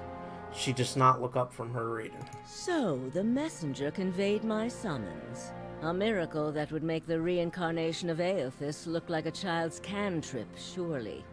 It doesn't draw the most inspired minds, messaging. They failed me so many times of late, I nearly sent a cipher after you instead. So this is the Watcher who took over Cad Noir. Oh, don't look so surprised. It isn't an attractive expression. I wouldn't be where I am for long if I let details like that escape me. This is exactly what I would picture Alice's mother to be like. And this fiasco in the sanitarium that you seem to have gotten yourself into the middle of. What in blazes possessed you to stir that nest of trouble? I'm investigating a strange group. Strange does not begin to describe them. The practices of the Leaden Key defy all reason. You're not the only one with an interest in their recent activities. I've lost 4 ciphers this year alone trying to get someone inside their ranks. As it is, we only have our suspicions about who is in the group and what they intend. Which I suppose means we have much in common with them. I asked you here because I wanted to know what your interest was in all of this. I thought perhaps we might help each other. Why are you looking for the leaden Number key? 2. She closes her eyes and the lids flicker. Then her face goes still and her mouth parts, little more than a sliver, and her hand briefly drops open, spilling some of her parchment to the ground. The page is wafting around her legs like the leaves of a dying tree. Her fleshy eyelids peel back and her gaze is immediately upon you. The gods are cruel, I'm afraid. The man you seek is Theos Ix Arcanon, Grand Master of the Leaden Key. One of the most elusive and dangerous men Eora has ever known. How do you know I seek Theos? Because you have seen his face, and that makes it a simple matter for me to see it. You even happened to catch him in his ceremonial garb, it seems. Must have been a special occasion. What can you tell me about Theos? More than most, though very few would know so much as his name. And there is no way of knowing how much of what I've read is true. The Leaden Key dates back more than 2,000 years. If rumors are to be believed, Theos was the one who created it. What scraps of evidence exist suggest that he has died many times, only to be reborn each time exactly the same man. Awakened during adolescence with all the knowledge and experience of all his lifetimes. The plots he orchestrates sometimes take hundreds of years to bear fruit. Needless to say, this is not the natural order of things. But he is said to be one of Woedica's favored, and that old bat was never one to let rules get in the way of favoritism. That may also explain another supposed gift of his. His body is no boundary to his soul, and he is known to take possession of others, if their souls are weak enough. Often it is for elaborate deceptions, but sometimes he simply forces them to kill themselves. He is not known for his generous supply of pity. He is also not one to show himself in any but their most critical matters. If he has directly involved himself in whatever the group plots now, it may be your only chance to find him. And once you do find him, if you can find him, I would not hold my hopes too high if I were you. He is a driven, single-minded man. He will not have the slightest concern for your problems. How do you know so much about Theos? The same way I come by all my knowledge. Exhaustive research, spying, bribery, perhaps some less savory measures. Whatever the knowledge demands, I pay in full. There is nothing of greater value. Unfortunately, with Theos, there is also nothing more scarce. He has covered his tracks far too well. His manipulations of the course of history are lost to time now, though I believe they were many. What else is there to know about the Leaden Key? Precious little, I'm afraid. You may know much of it already. No one member knows the identity of more than a handful of other members. They are kept in the dark of missions they are not involved in, or sometimes of those they are involved in. They exist to hide secrets they themselves don't know, if you can imagine how gullible someone must be for that to appeal. Despite that, they are very good at what they do, owing much to their founder, who will take matters into his own hands when necessary, and he does not fail. What do you want from me? Keep me informed. The Leaden Key has been busy lately, and that is distressing news. I can only guess as to what they intend.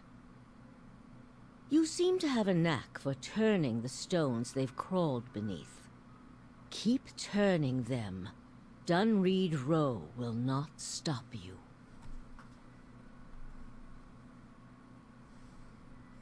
Whatever it is they're up to, figuring it out will be of great use to both of us.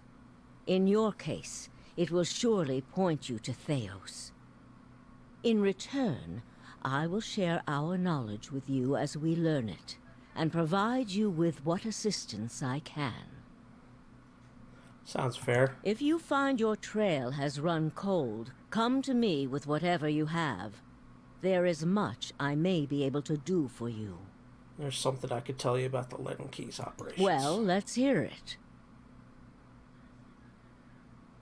I found Theos at Brackenberry Sanitarium impersonating a patient. He was trying to damage the public's opinion of Animancy. Forgive me. It is unlike Theos to leave witnesses. He must be furious. He did not aid you as you'd hoped, I take it? Well, take heart. With any luck, when he has finished his business, he will surely come and find you again, if only to kill you while you sleep. This news of yours makes sense, of course. To dabble in animancy is to puzzle over the secrets of the gods. This would not be the Leaden Key's first action against it. But if this is connected to their other activities, we may be in for something on a much larger scale. If we can learn more about their goals and methods, perhaps we can get the palace behind us. With Avar's support, we may be able to put a stop to this. That's all. I have other questions. Yes? Tell me more about Dunrid Road. All the things there are to know in this world, and you ask me about work. Deerwood is a rebel country. Conflict is in its blood. If you think a few guards posted in our cities keep chaos at bay, you are very new to town indeed. We are Deerwood's cipher investigators, of course. But what we really are is its last barrier against anarchy. People are more at ease when they believe they are watched over by someone more enlightened than they are. It pacifies them. So that is the image we foster. And we do try to be enlightened for their sake. The knowledge we gather here is Deerwood's standing army in many ways. We learn what's vital and we act on it while Deerwood sleeps, blissfully unaware of the terrifying truths all around them.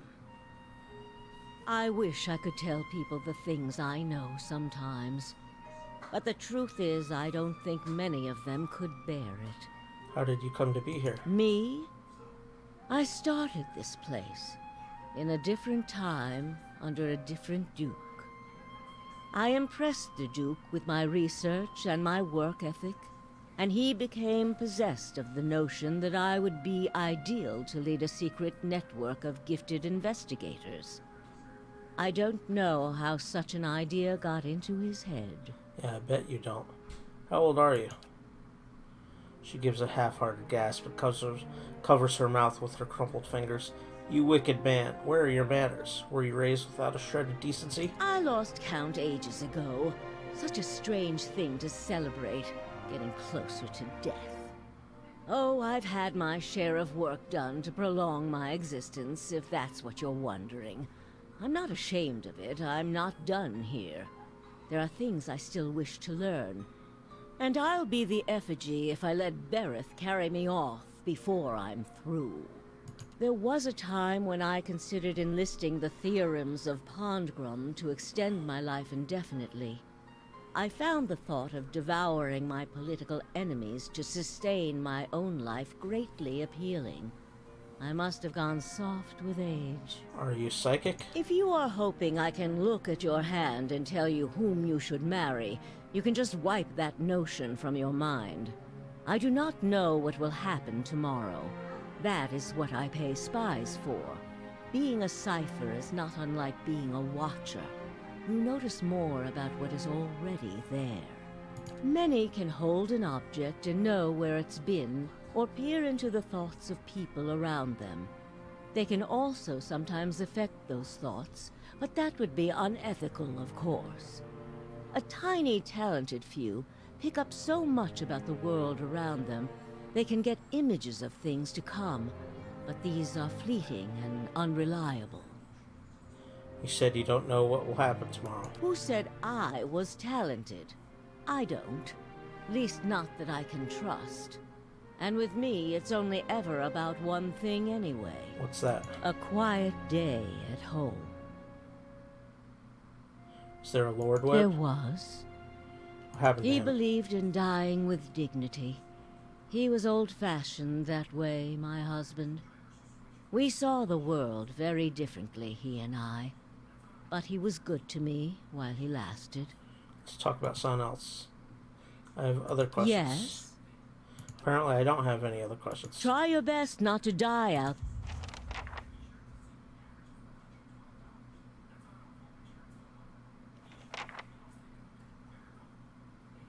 How fares your search? Yes?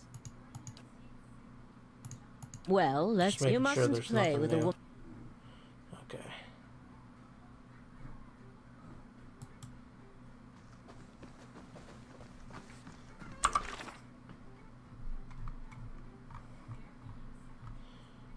Jeez, my quest list didn't seem to get any shorter, and I know I've completed a few. Heck, my experience bar indicates I completed a few. But it's not getting any shorter. In fact, I think it grew from my time at Brackenberry. Rather than getting shorter and closing things up, I expanded all my tasks and quests.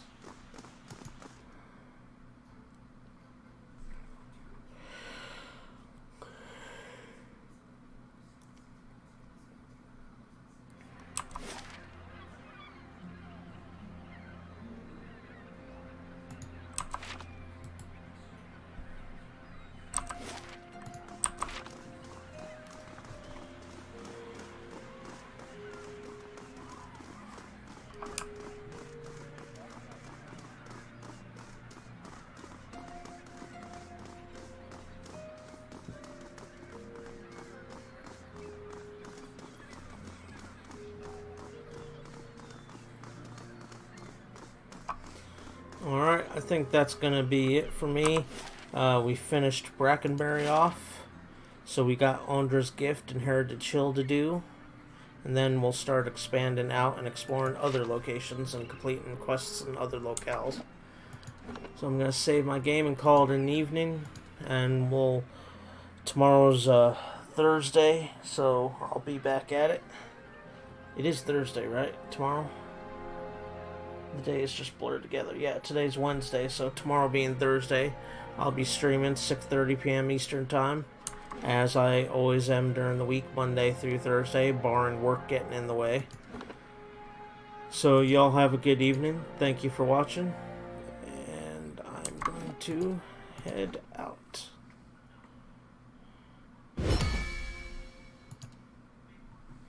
Alright, take it easy. See ya.